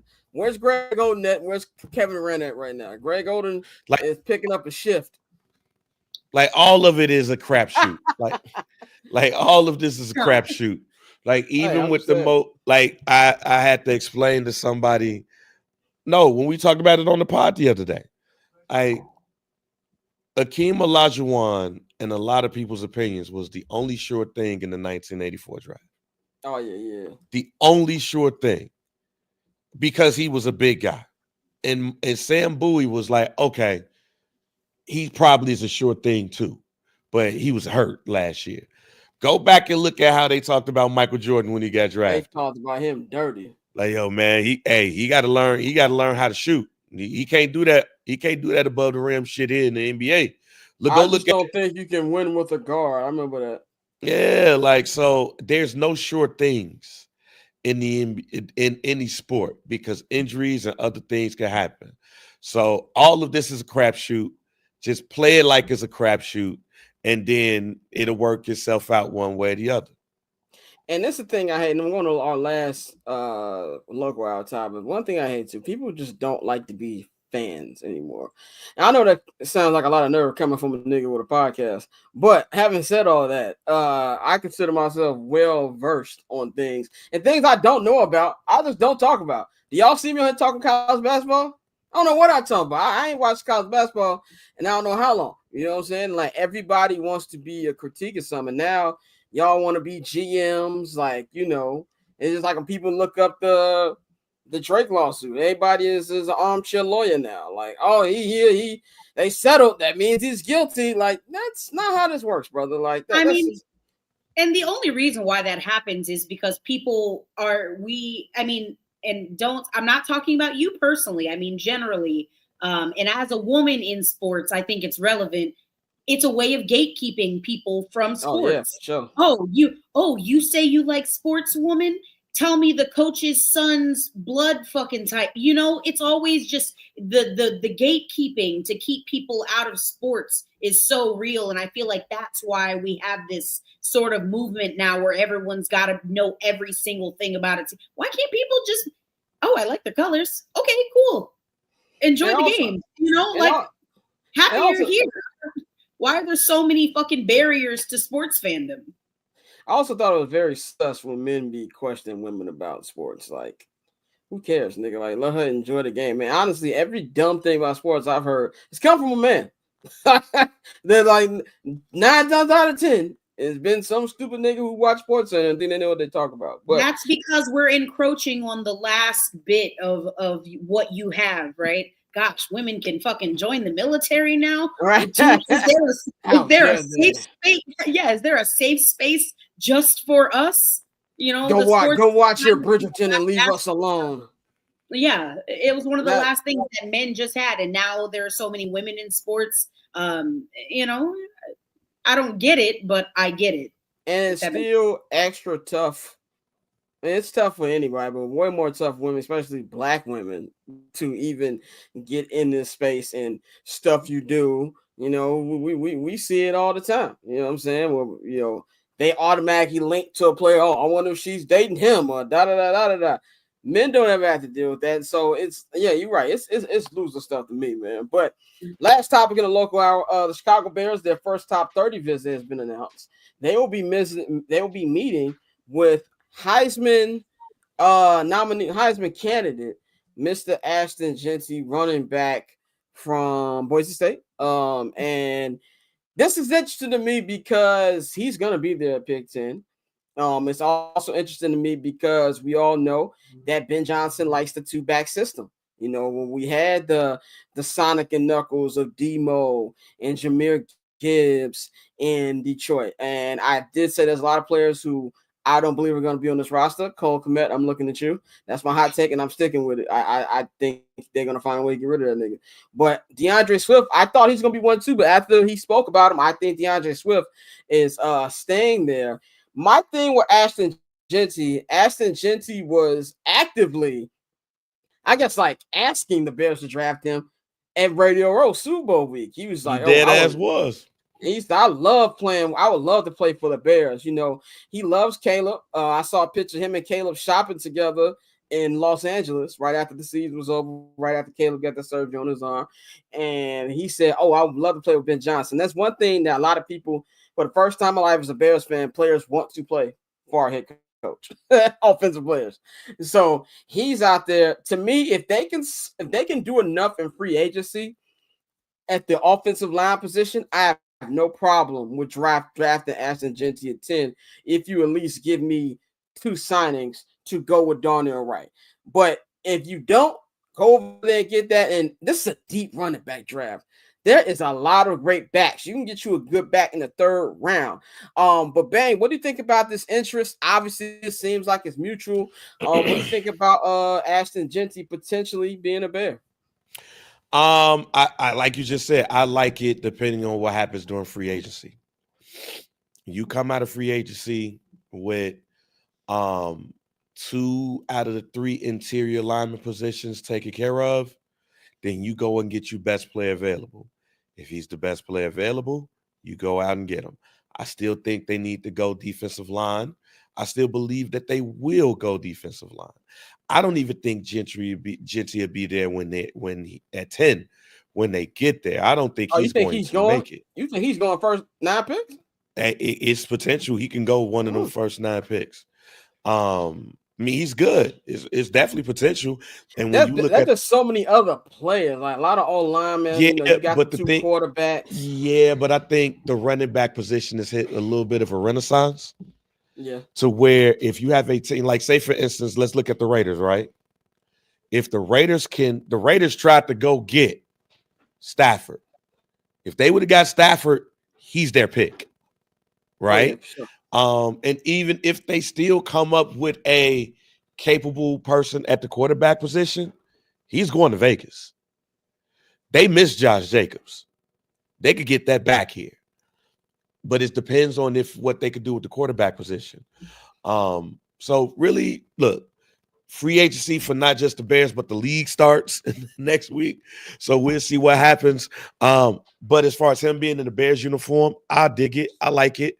When you look at him and Swift, Roshan is not what people thought what could happen. So you're going to need a running back. And again, depending on what happens, how the draft falls, I like the fit. Pause. Courtney, we know you were a big Ashton Jenty supporter during the season. What do you think about his fit with not just the Bears, but like any team in the top 10? Do you think he's a top 10 pick?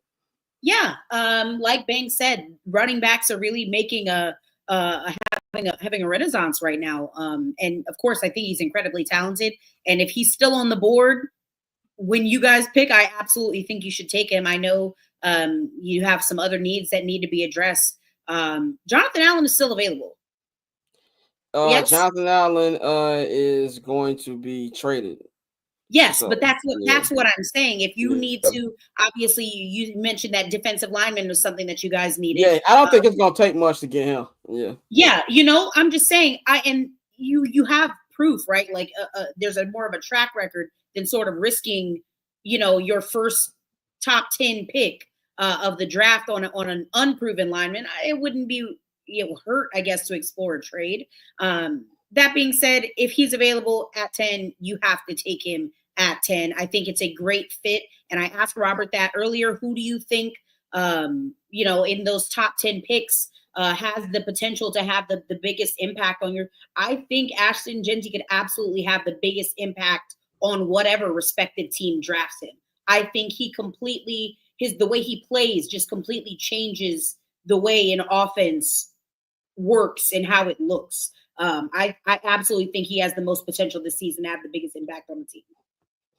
Definitely. We're going to see how that goes out. Remember, the Bears had their top 30 visits last year with Caleb Williams and Rome when they put that on their 1920 football drive documentary series. And they landed both of them. You know what I'm saying? So we'll see what happens with that. And very interesting draft night. But I will say this, from the combine coverage, I'm glad we're not quarterback hunting because there's a lot of the Shedeur Sanders, Jackson Dart thing. Like Bang called it. Bang said Jackson Dart. And we got to get into that next. I saw Mike Mayock talking about that on Eisen. I was like, nah, man. But we're going to take a quick 1-minute break on the other side. We're going to talk about rumors are saying, not rumors, but Ian Rappaport saying that looks like Cam Moore will be the number 1 draft pick, and how the Giants are going to try to find a way to land him as well as Aaron Rodgers.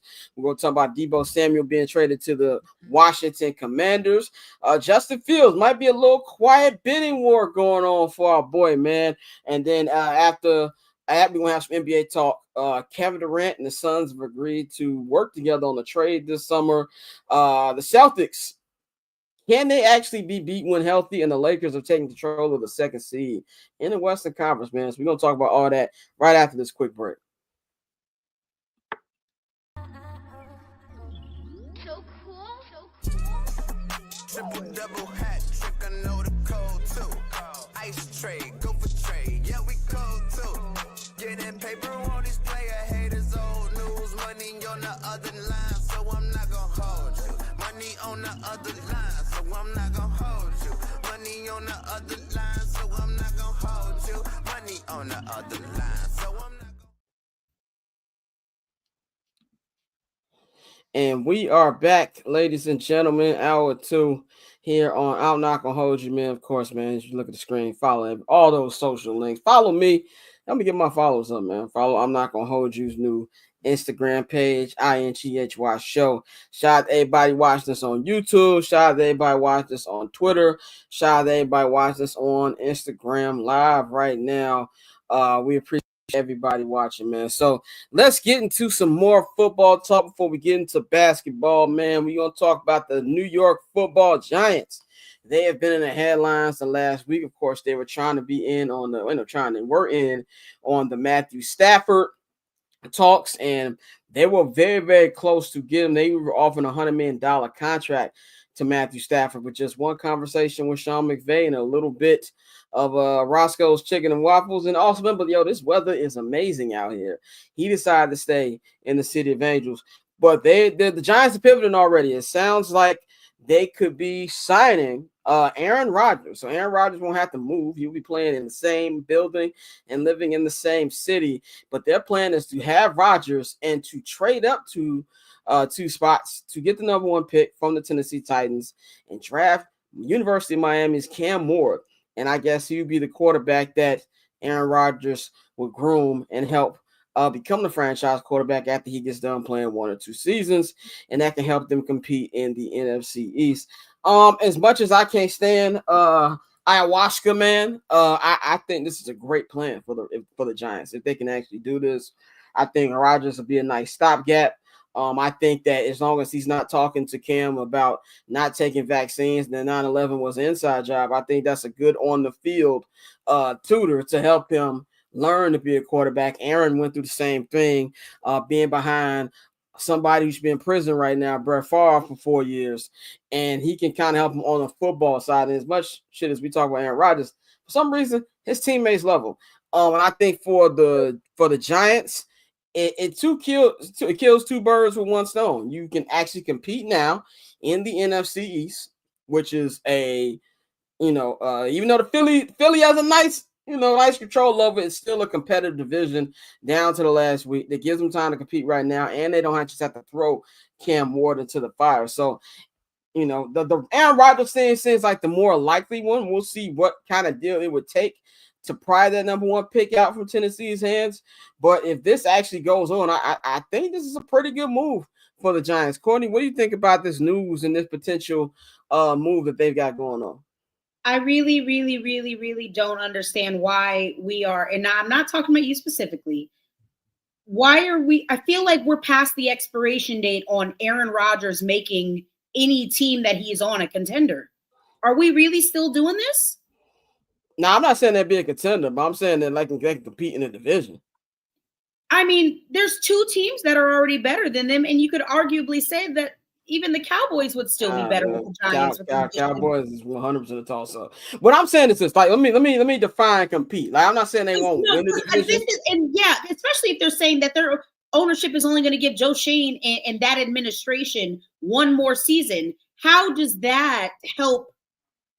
I mean, I'm trying to understand it. I'm not saying it's nothing to do with you. I understand what the game plan is. What was the Giants' record last year? I just don't see how that helps them. Yeah, what was the Giants' record? They won 3 games. What was their record? Let me see. Giants 2024 record. Mind you, the Cowboys proper shit the bed last season. They were 3-14 last I really don't see a scenario where, well, yeah, you would think you'd want to be bad again, you know? So you don't want to win more games right now. What good does that do? Yeah, it might save Joe Shane's job, but I don't think that helps the organization get better overall. That's how bad teams stay bad, by trying to win when you know you're not in a position to win. I just got one question before we go to Bang. Do you think that this is a better option than just throwing Cam Ward out of there? If they do trade up to get Cam Ward? I absolutely think it's the best plan. But again, how does that plan help the Giants organization long term? Do you know what I mean? No, but that's why now help you next year when you need to draft again, knowing that there's glaring holes is still to be filled in that team. How does being slightly better this year help you long term? That's why I like it, because you can compete in the division this year. Like, I know the NFC East, Philly's great, and I still think the Commanders are going to have a drop off. I think last year, not to say it was a flash in the pan, I'm not going to say that, but Jaden Daniels, they did win a lot of games in the last couple minutes. You're absolutely right. Last couple games, one of those was against the backup for Dallas. So I think there's going to be a regular drop off. The NFC is crazy every year. The Philly didn't necessarily run away with it this year. So I think that at least this to me only works if they do trade up and get Cam Ward. If they don't trade up and get Cam Ward, I'm 100% with you. I don't understand it. But if they trade up to get Cam Ward, I think it puts butts in the seats. It gets you competitive, and you can get Cam Ward time to be officially ready before you actually do it. That's why I personally like it if they do get Cam Ward. So it's a couple of things here. I do think Washington's going to have a drop off. I don't think Philly's going to have it, but I do see Washington dropping off, and I don't see Dallas being as good as they were last year. Y'all know how much I hate Aaron Rodgers, but if you could pull off Aaron Rodgers, the Jets letting go of Devontae Adams, you have the Giants with Aaron Rodgers, Devontae Adams, Malik Neighbors. I forgot who that tight end they got that's decent. They got a better offensive line than the Jets right now. The defense is, like I said, the defense was playing behind a lot, but they got a pretty okay defense. You have a team that could compete in the NFC East. And this, I think even Aaron Rodgers know, unless he was going to get that Ram spot, he's not competing to go get a championship. But if he could be in a situation where he can be in a situation where he could get to the playoffs, anything is possible. And I think that if there is a team that he can go to, that's possible with, the only other team is the Raiders. But you could go to the Giants, don't have to move. You could bring your homie over there because now they're shopping him too. Yep. They're going to let him go because that cap hit. He can go with. You got two wide receivers because Devontae Adams is still Devontae Adams. So you have him and Malik Neighbors. Decent wide receiver. And they got a good defense out there. But again, I'm not saying it's a bad strategy. It makes sense on paper for this current season and this version of the Giants team. My problem is that if they are quasi-successful, don't really, I guess competitive within their division, how does that help them next season if they're in middle tier draft positioning? Well, then they let Aaron walk and they start Cam Ward. Do you still fire Joe Shane? Do you still keep Brian Daboll? Definitely. Because the ownership literally said that this is their prove it year. They don't want nothing else. So what? You might as well go all in and get Aaron Rodgers. But I still don't like the idea of Aaron Rodgers being anybody's playoff contending QB. Well, see, look at this. For me, I don't really like any quarterback in this draft. Yeah. I'm on record as saying I don't think any quarterback in this draft is going to be a starter in 5 years. Wow. Okay. You that low on it. I'm that low on this quarterback draft. Right? But if you could get Cam Ward and put him behind Aaron Rodgers, and he get to learn, better lead time. But I think all of the top 3 quarterbacks need to be behind a vet, pause, in order for them to learn. If you try to put them out there, you're going to kill that kid before he gets there. And that's what makes me worry about Cam Ward going to a team without a leader, an experienced quarterback in front of him.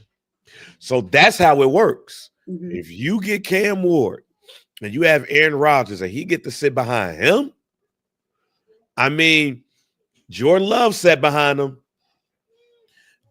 Jordan Love sat behind him, and we saw what happened. So track record is kind of there.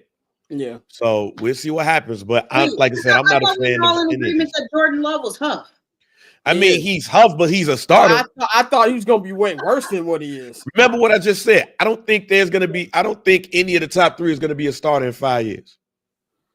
If you just put them out there game 1. I just don't think so. I don't disagree with you. I guess I just don't understand what the fuck the Giants are doing. I feel like if you get Aaron Rodgers, then you don't need to trade up because the ask on Cam Ward right now is looking real Caleb Williams-esque. What do you mean by that?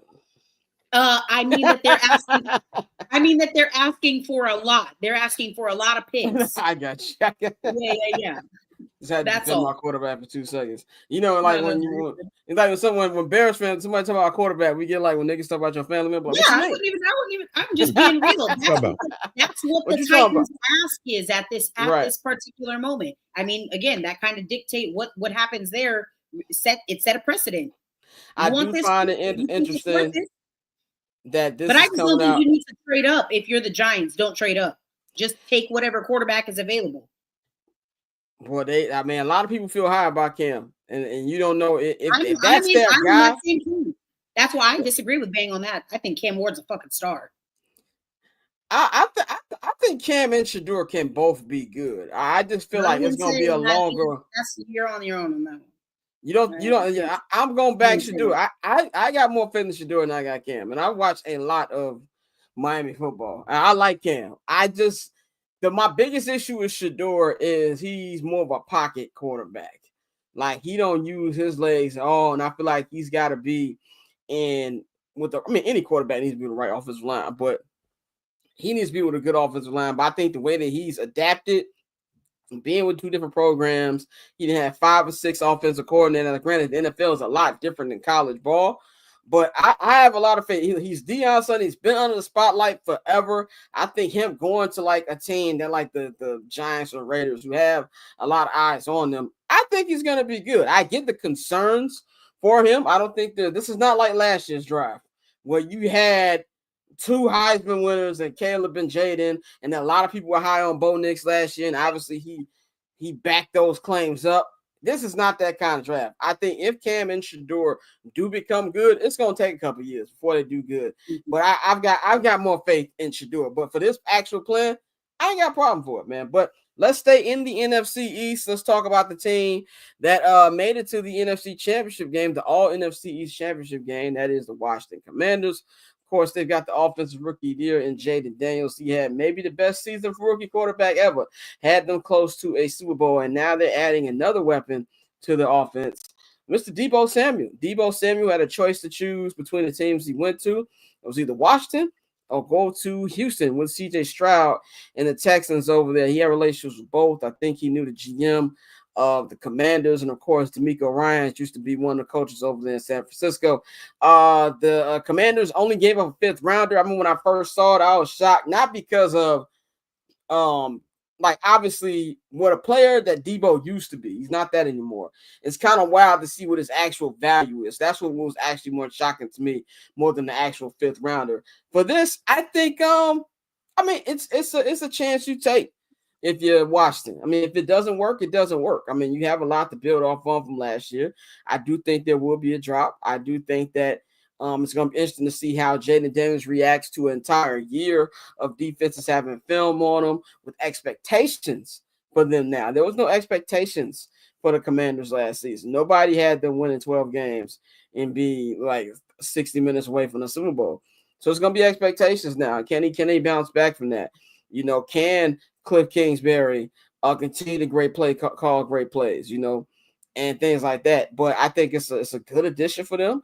I don't know how much more Deebo has left in the tank, but when it's just a fifth rounder, you're good. And then for San Francisco got so many weapons. And the one thing that would raise my antennas a little bit if I was Washington, if you got an offensive guru like Kyle Shanahan saying, you know what, I'm straight on Deebo Samuel, that would concern me a little bit. And that's for anybody who goes out there and trades for Cooper Kupp or signs Cooper Kupp as well. If Sean McVay said, we can let this nigga walk. Like I will probably be like, what do you know that I don't know? But I think it's a good addition for Washington. It could be a great addition if Deebo has the one to tank. Courtney, what you think about this deal? I think it's great for Washington. It's a great, and also I really don't think it's that high. I know that they were saying that maybe he would go for like a 6th or a 7th round. Oh, it's again, going back to what we said earlier, an overpay. I don't agree with that at all. You don't know if that 5th round pick would pan out. You don't know any of that. I know people say that, the real draft success, you can tell the measure of a team based off of how they draft in the 4th and the 5th and the 6th. Man, I'm not trying to hear that. Deebo Samuel was at one point a premium wide receiver, and I still think he can be. It's incredible what a change in environment can do for a player and how it can reinvigorate them. Also, I know that he had a lot of issues with how San Francisco wanted him to play. If you're Washington, I mean, shit. I don't think it's a bad deal. I feel, you know what it kind of reminds me of? It is worth the risk. I agree. It reminds me of Stephon Diggs to the Texans. People were like, that was a huge deal. People were like, oh, well, the Texans might be contenders now. I don't think it maybe moves the needle that much. Right. Maybe like 3 years ago, Deebo Samuel, I would have been like, yeah, that's an elite move. But for right now, it's a gamble. And I think it's 100% worth it. I like the move. Scary Terry and Deebo. Yeah. Speed on that. Bang, what you think about this deal? Is your DC homies, they like this? Have you heard from them about this? Ooh, let me go up in the chat real quick because I did see them say a couple of joints, a couple of things. Hold on. While I'm looking up this, I like the move. 5th round pick, low risk, high reward here. All right, I'm gonna read this from my homie Rick Chill. Shouts out to Rick Chill. Rick Chill is on Magic 102.3 and 92.7, the real sound of the DMV. Rick says, doesn't really run great routes, but is extremely dangerous in the open field. Can use him like they want to use Curtis Samuel in the Riviera era. Can put him in the backfield, slot or edge. He's a Swiss Army knife, has enough strength to break tackles on strings and enough to carry a house on him. 20 million per. Got to redo Terry, and we're definitely in line to draft. We're definitely drafting line and running back. Outside of that, the only thing that they was talking about is him wearing different clothes, because he be dressing a little sassy. If you have not seen his wear, that's how that goes. That's how that text straight went. I like the move because I like Deebo. When healthy, I think Deebo is one of the better utilized players in the NFL. But when you look at how they use the running back position, particularly, like when you look at how they use Brian Robinson, when you look at Austin Eckler, when you see somebody like Deebo and you get to use them in the way that they can, I think that this is going to be big for them if he stays healthy. He's going to be exactly what Jaden Daniels need. Don't forget about Zach Ertz too.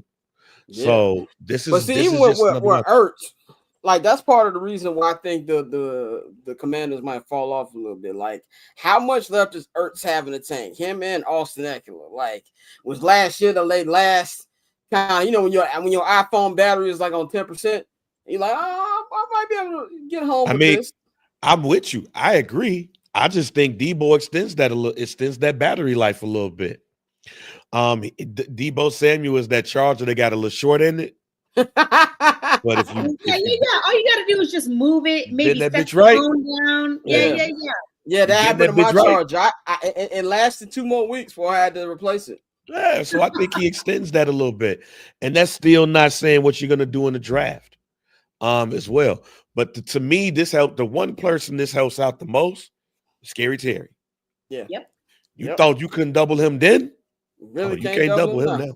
And even them doubles ain't work. Scary Terry knows how to. He's a great route runner, and he knows how to make some big time catches. I was a Scary Terry fan before last year. I kept telling people like, "Yo, this dude." Me too. Before the Bears got DJ Moore, he was very high on my list. So definitely, man, good move for them. Let's talk about our boy Justin, and then Courtney can enjoy the rest of her evening. Justin Fields, man, a lot of people wondering where he's gonna go. His contract with the Steelers is up right now, but according to the Athletic, the Steelers want him back, but at the right price. They are done with Russell Wilson, even to the point that they're going to present him with really an FU kind of contract that we know he's going to turn down, and they would like to bring Justin back at the right price to him to be their starting quarterback. But the Jets are also interested in getting Justin Fields and trying to make up for the mess that was Aaron Rodgers and try to put a little juice into what they've got going on with their new head coach, Aaron Glenn. And Justin has one of, if not the best agent in football, Mr. David Mulligetta, and he's going to be trying to leverage these two teams. For me, if I'm him, I go to New York. I go to New York, go out the new energy with Aaron Glenn. I don't know who their offensive coordinator is right now, but you've got they're going to get rid of the former passing game coordinator for Detroit. I forgot his name. Okay, so it's a new one. Yeah, new offensive coordinator. So you know what you're going to get there. Like I love Pittsburgh. I love Mike Tomlin, but them niggas haven't been able to do offense since Raplesberger left the building a couple years ago. Like they don't know what they're doing. Heard anyone say that before? What they call Big Ben? That's the first time I've ever heard that. You've never heard Raplesberger? That's him. He needs to be 2 feet. He needs to be in prison. Actually, don't need to be in prison, but like I said, I'm not trying to get the show kicked off. Right. But anyway, they don't know how to do offense. I haven't seen a good offense in Pittsburgh since then. At least with the new regime, there's new energy. You've got New York. It's a big field. You've got Garrett Wilson, a guy who he threw to. He threw to Garrett Wilson when they were teammates together at Ohio State. You know, you got the good running backs they've got out there and with the Jets. To me, you know, that a good defense as well, that's the best fit for him. Now, how much they're trying to pay him, that's a different decision. Different discussion. But one thing we know about Mulligetta, he gets his clients paid. That's one thing you know for sure. That's what he does. So I'm interested to see how this ends out. I hope Justin lands on his feet. And I just don't think Pittsburgh is it. You know, I just don't think that's the case. Courtney, what do you think about this potential bidding war? Where would you like to see him out of these two teams? First off, hearing the 4 words Justin Fields bidding war strung together is crazy. It's crazy. It's nuts. And that's no disrespect to Justin Fields. Disrespect, yeah. You know how much I like Justin Fields. Yeah. And I still think he could be a solid quarterback if given the proper opportunity. And even this is year 5 now? Yes, year 5. Year 5 of Justin Fields. I don't think he's ever really been given had a true proper go of it. You can say what you will. Oh, well, he got benched in Pittsburgh. Man, they were going to bench him regardless because they believed that Russell Wilson was, stopgap quarterback. That's and Justin knew that too. Tomlin said that at the beginning of the season. Yeah, correct. Oh, well, it wouldn't have mattered if Justin Fields went out there and did what he needed to. That's a culture, I think. Russell Wilson, they thought better fit their culture at QB1 than Justin Fields and their offensive philosophy more than Justin Fields. That's just my personal opinion. I think Justin Fields needs to be in a better situation where he can do what he does best. And I don't hate the New York Jets I hate the Jets as an organization, and I really wouldn't wish that on anybody. But I think that might be the best fit for him at this particular time. Now, this team hasn't been brought up, but it would not shock me if the Raiders found a way to get involved in this as well. Lou Getsy's out of this. That opens up the door. I would not hate that either, for what it's worth.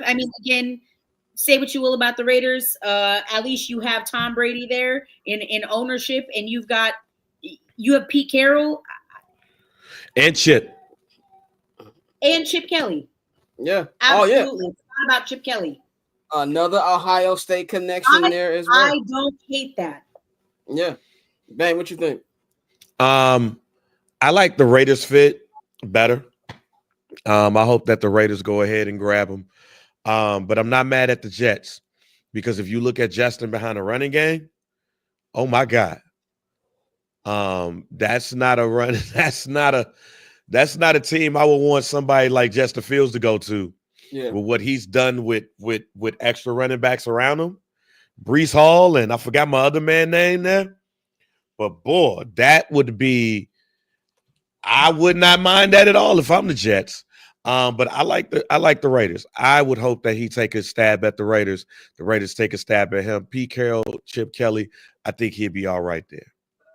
I just want Justin to land on his feet in a situation with a team that wants him and will give him the right opportunity, man. That's what I want more than anything. I didn't have this on the rundown, but T. Higgins, franchise tag, probably trying to work on a long-term deal. We'll see how that goes. I do believe this opens up the door for Trey Hendrickson to get traded, I believe. Because it's going to be – the Bengals are not paying everybody. They still got to figure out how they're going to pay Jamar this year. Courtney, anything on that before we get you about it or no? No, not really. I know I said a couple months ago that I liked the idea of T. Higgins in Washington. Obviously, they got Deebo. And, I mean, I'm not saying that Deebo at this current stage in his life is better than T. Higgins. But, I mean, I hope dude gets paid because I imagine playing second fiddle to Jamar Chase is not fun. So definitely hope we can find something good for you, King. Courtney, we gonna get you up out of here. We're about to talk NBA. So you can follow Courtney at 1-800-CALLER-BRO on all social media platforms. Anything you want to say before you get you up out of here? No. Who did the Mavericks play tonight? Do we know? Let me see. I got the NBA up right now. I know there's a game going on because I can hear the people already. The Mavericks played the Sacramento Kings tonight. Okay. Well, good to know I'm not missing anything. Former Bulls, DeMar DeRozan and Zachary LaVine, if you want to catch them. But they should have an update on Anthony Davis this week, from what I heard. You could put a gun to my head right now, okay? A revolver with 6 bullets in it. I could not name you one single Sacramento Kings player. I just gave you two. I didn't even hear it. So Zach LaVine and DeMar DeRozan. There you go. If anybody, De'Aaron Fox is not there anymore. Yeah, both of them are there. Yeah. Shut the fuck up. Really? Yeah. DeMar DeRozan signed there in the offseason, and the Bulls traded Zach LaVine. Or not in San Antonio or something? Yeah, De'Aaron is in San Antonio. De'Aaron Fox is in San Antonio. That's crazy. Yeah, with women. Man, there was a time in my life when I would die about the San Antonio Spurs. Do you understand? Like, yeah, they were actually good. I would have died for Manu Ginobili. So I was one of the few niggas who loved Tim Duncan, and when I found out he was a Bears fan, I was like, yeah, this is my guy. Like when I found out that I found out he stopped the team bus to watch the Bears playoff game. I was like, yeah, I'm a Tim Duncan. Yeah, some of my fondest memories as a youth were going to my mom's house. So my grandma on my mom's side, she lived in the hood in fucking San Antonio. And this is the early 2000s or late 90s, early 2000s. And I have very distinct memories of, oh, can we go outside? I think they're setting off fireworks because the Spurs won. Those are not fireworks. You need to go lay on the floor. Yeah. You need to go lay on the floor because those are gunshots. Yeah, when the Bulls won, I couldn't sit by the window. I was living in West. Yeah. My mom was like, you need to go sit in the den away from the window. When Jordan hit the shot on Russell, my mom was like, boy, get away from that window. I like pop, pop, pop, pop, pop outside right after. So, but Courtney, we gonna holler at you. You on Friday? Or you I'll be here. Okay, you'll be here on Friday. Dante be here. That's right. Real Allegedly, Dante will be here on Friday too. So, Courtney, we gonna holler at you Friday. All right, sounds good, man. Y'all have a good one.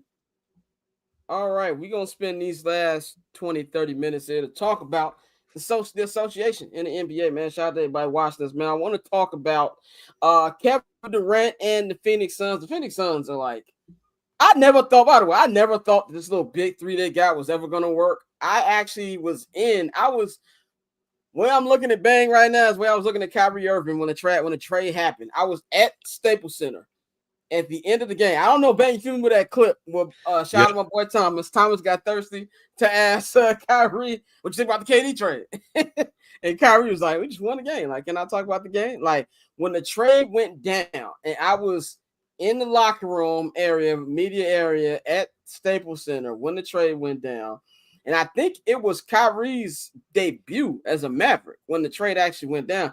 And I was like, this isn't going to work. But having said all that, I didn't think it was going to be this bad. Right now, they're not even in the play-in game. They are 28-33. They just lost again last night by double digits to the Minnesota Timberwolves. Anthony Edwards had 44 points. And now we've heard that from Shams that the Suns are going to help Kevin Durant with the trade to a team that he wants to go to this summer. We talked about this a little bit on Friday, so we ain't got to spend too much time on this. I said that I think that going to the Warriors would be something that could be still on the table. He even said himself on Draymond's pod that it wasn't that he didn't want to go to the Warriors. He just didn't want to move mid-season. Bang, what do you think about, where you want to see him at and like his whole tenure with the Suns? It kind of feels like, KD left Golden State, and he's kind of like been a journeyman since then. This is what happened when you just want to hoop. Like, simple as that. This is what happens when you just want to hoop. Because remember, he wanted to go to Phoenix. He pushed to go to Phoenix. This is where he wanted to go.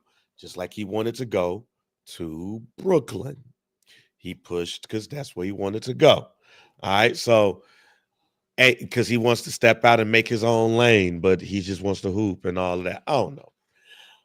I just, he's better Vince Carter at this point. And what I mean by that is Vince Carter could have went to championship teams if he wanted to. Vince Carter decided to go to teams that was the best place for him to play. KD ain't got to worry about that. But for some strange reason, to me, it don't feel like KD wants to win a ring or not wants to win a ring. It's not about winning a ring. He's literally one of those people that just wants to play. He wants to hoop and play the right way.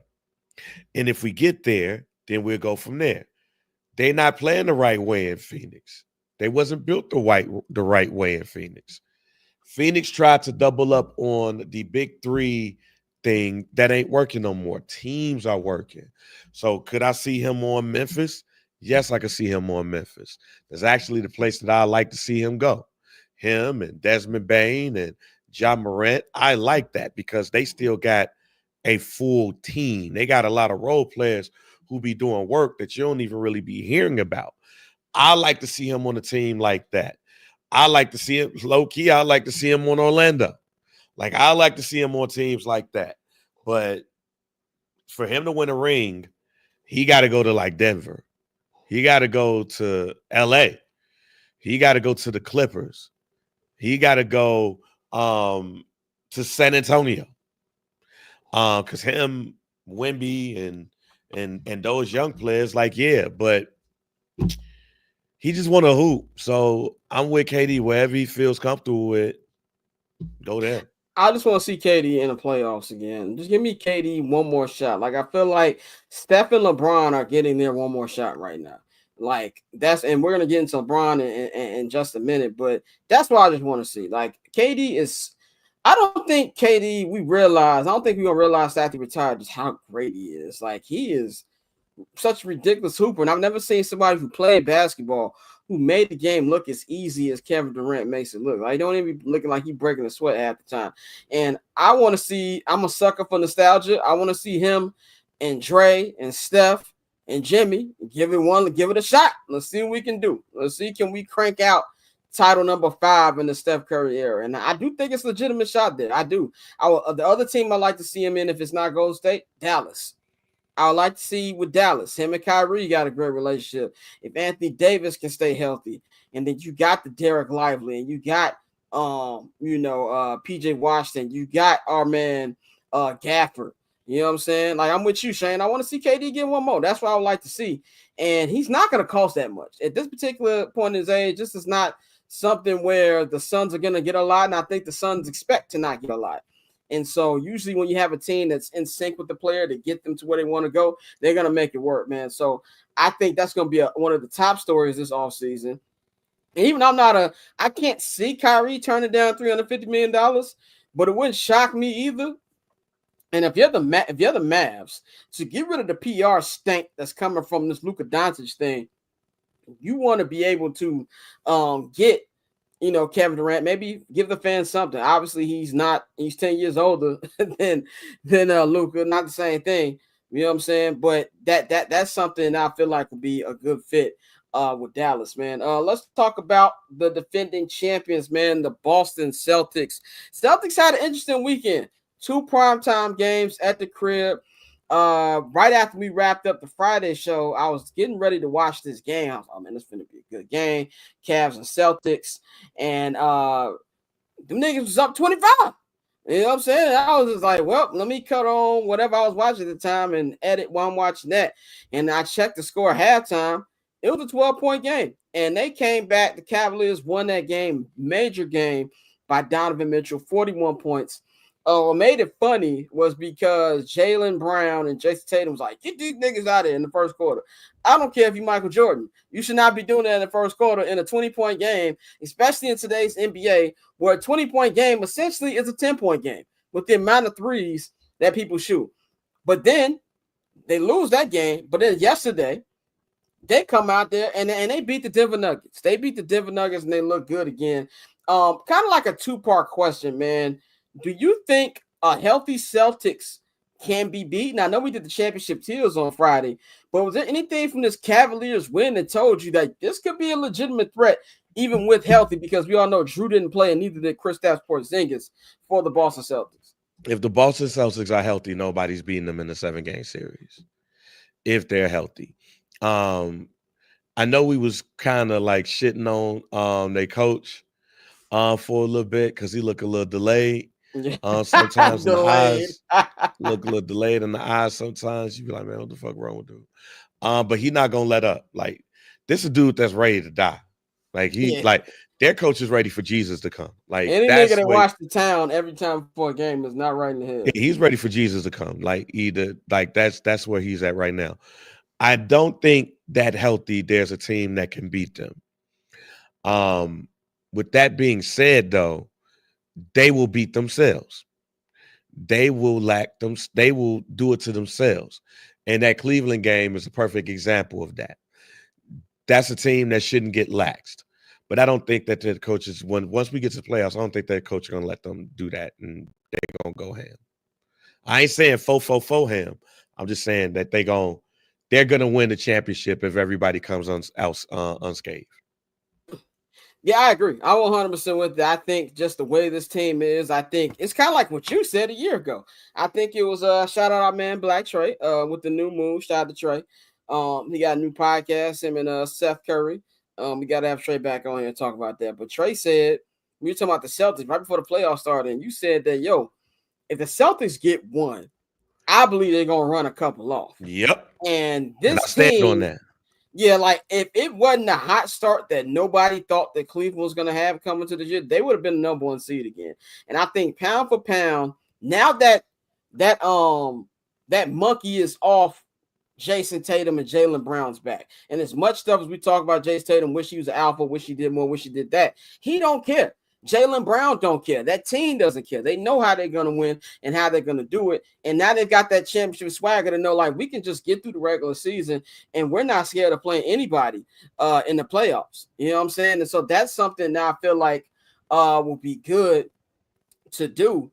And then I also feel like will be also good for them is, Drew Holiday. He's such a dog.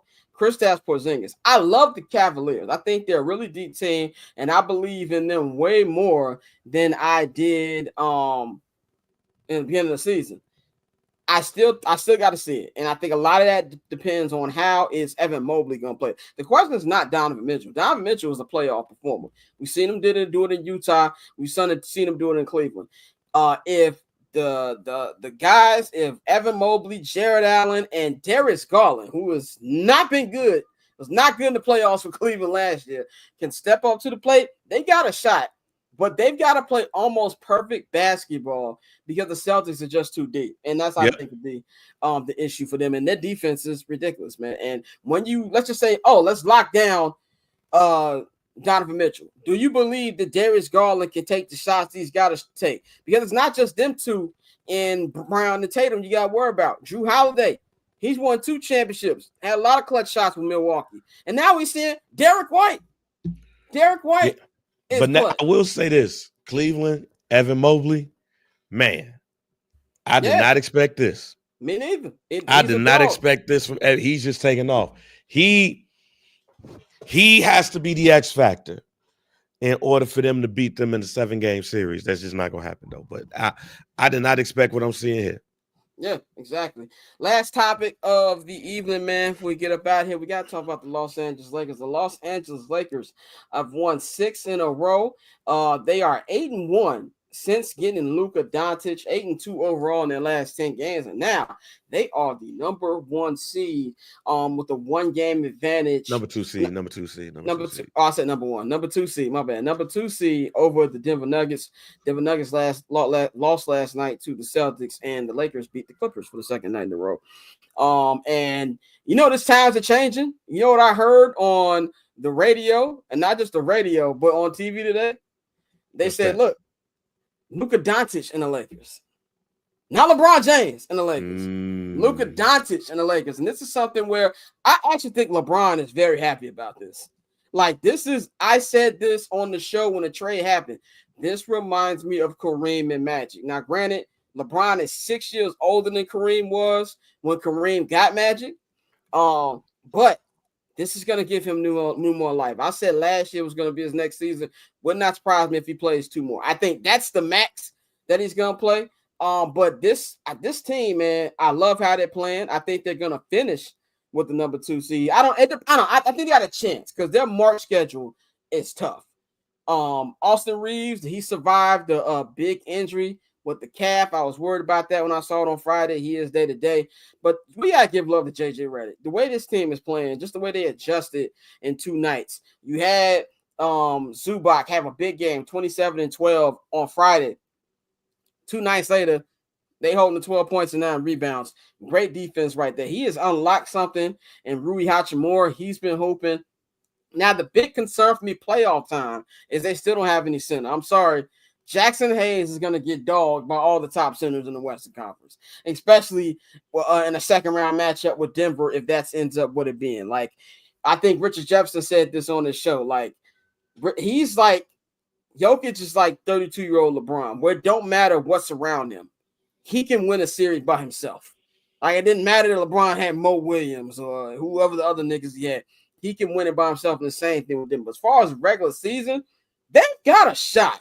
Because it's really all about matchups for them when they get in the playoffs, no matter how great Oklahoma City is. And to me, it's the same thing with the Warriors. You wouldn't be scared of them niggas. Like, they'll be the favorite. But if I'm LeBron James and I'm Steph Curry with the Warriors or Jimmy Butler, we've been to finals, won championships, I'm going to worry about them little niggas. They got to prove it to me. So I like what they're doing. And Nico Harrison should be GM of the year for the Lakers for the way this team has competed right here. What do you think about the Lakers moving up to number 2? First of all, man, I believe all the conspiracy theories about ownership is the reason why Luka Doncic ain't there and not Nico Harrison. I think Nico Harrison just had to do the bidding. With that being said, regular season, yeah, the Lakers gonna do what they need to do. But the playoffs is where my concern at because they don't have no front court. If they had a front court, this team I would pick. If they would have pulled off a trade like to get Jonas from Washington. Or grab Nico from us, or just find, or if they would even got dude from Charlotte that they tried to get, but they failed his physical. I would put this team as the favorite to win a championship. Yeah, but they have no front court to save their life right now. And my biggest concern about the Lakers is they're spending too much energy on defense because they don't have that front court presence. It looks good now. You know, you 9 games in, it looks good now. Hustle hard. We got young legs, fresh leg. We'll get it. Boom, boom, boom. Like LeBron ain't got to put the world on his shoulders right now. So we could get it. Boom, boom, boom. Then you get into the playoffs and it's like, shit, I'm tired. That's what scares me about this Lakers, because I don't think in the front court they have enough to sustain what they're doing. They'll still make the playoffs. I just don't think that they have enough to sustain. But next season, when they go upgrade that front court, oh my Lord. I've got this Saturday's game circled on my calendar. ABC's primetime matchup, Lakers and Celtics in Boston. Me and Dante gonna be doing I'm Not Gonna Hold You Spaces. I'm gonna be doing a space. Yeah. So Dante's gonna be working. Right, exactly. We make him work on the weekend this week. But me and Dante are gonna do it. I'm gonna start doing more. I'm Not Gonna Hold You Spaces. We're gonna do that. We're gonna talk about that game right after that, man. So that's all we got for y'all today on this edition of I'm Not Gonna Hold You. Shout out Robert Mays for joining us. We will be back on Friday. Me, Ben, Courtney, and Dante. Bang, anything you want to say before we get up out of here? Hey man, check out this latest episode of First Black Chat, man. This is one of those ones after looking at Elimination Chamber. Very rarely we get very excited about a PLE. We did on this one, and we talked some good shit. So make sure y'all check out First Black Chat exclusively on the Barber Share Network. Make sure that you go ahead and hit that follow button and get all them episodes and all of the other episodes on the network too. Yeah, Orlando put in the chat allegedly Dante is working Friday and Saturday. But yeah, man, we're gonna have summer sessions this week. We're supposed to have it last week. Bang couldn't do it last week. And the topics I had, Shouts I out want to Jello. everybody. Shouts out to Jello. The topics I want to talk about with everybody.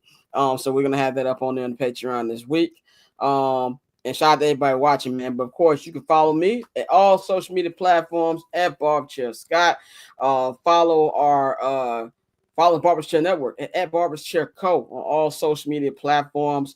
Follow our new Instagram page for this show. I'm Not Gonna Hold You. INGHY show at Instagram, man. Get the follows up over there, interact with us, and of course follow our partners HMB Media and at HMB Media TV on Twitter and at HMB Media on Instagram, man. Of course, subscribe to our Patreon, man. Like I just said, we got new summer sessions, episode 199. Next week will be our 200th episode of this ridiculous podcast. Damian will be joining us because he was one of the OGs of summer sessions, man. So we're gonna get into a whole bunch of stuff. They've got 4 different tiers on there, but if you subscribe to the $10 holla, that is the Barber's Chair Network all access tier, you get 25% off on merchandise there for new subscribers at the bcnet.com, man. You're gonna want that because we got some new merchandise dropping next week. Very, very dope shirt out there for Bears fans, man. So stay in tune with that, man. Not really anything coming on tonight. Like, I ain't really nothing coming on tonight. So, I'm gonna edit, get the stuff up, and I don't know. I've been rewatching Power, nigga. So we were talking about soap operas. My favorite drug dealing soap opera. You know what I'm saying? Like, it is though. That's my favorite one. I just finished the Ozark rewatch. I did a poll on my Twitter a couple weeks ago, and I said, who's worse, Wendy Bird or Tasha St. Patrick? And a lot of people said Tasha St. Patrick, and I thought I was tripping. I remember Wendy being bad, and I rewatched Ozark. I was like, outside of like 1 or 2 things, I don't think Wendy was tripping. I really don't. She's just too thirsty. Yeah, she was too thirsty. But Jason Bateman, did you see that Netflix movie with Jason Bateman, Carry On? I couldn't get into it.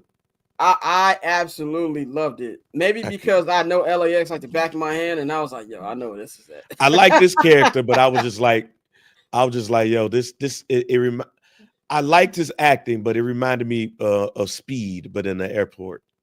It was Marty Bird takes over LAX. If you want the most breakdown for it, that's what it is, man. So y'all enjoy y'all night, enjoy y'all week. We will holler at y'all on Friday for a new edition of the show. We up out of here.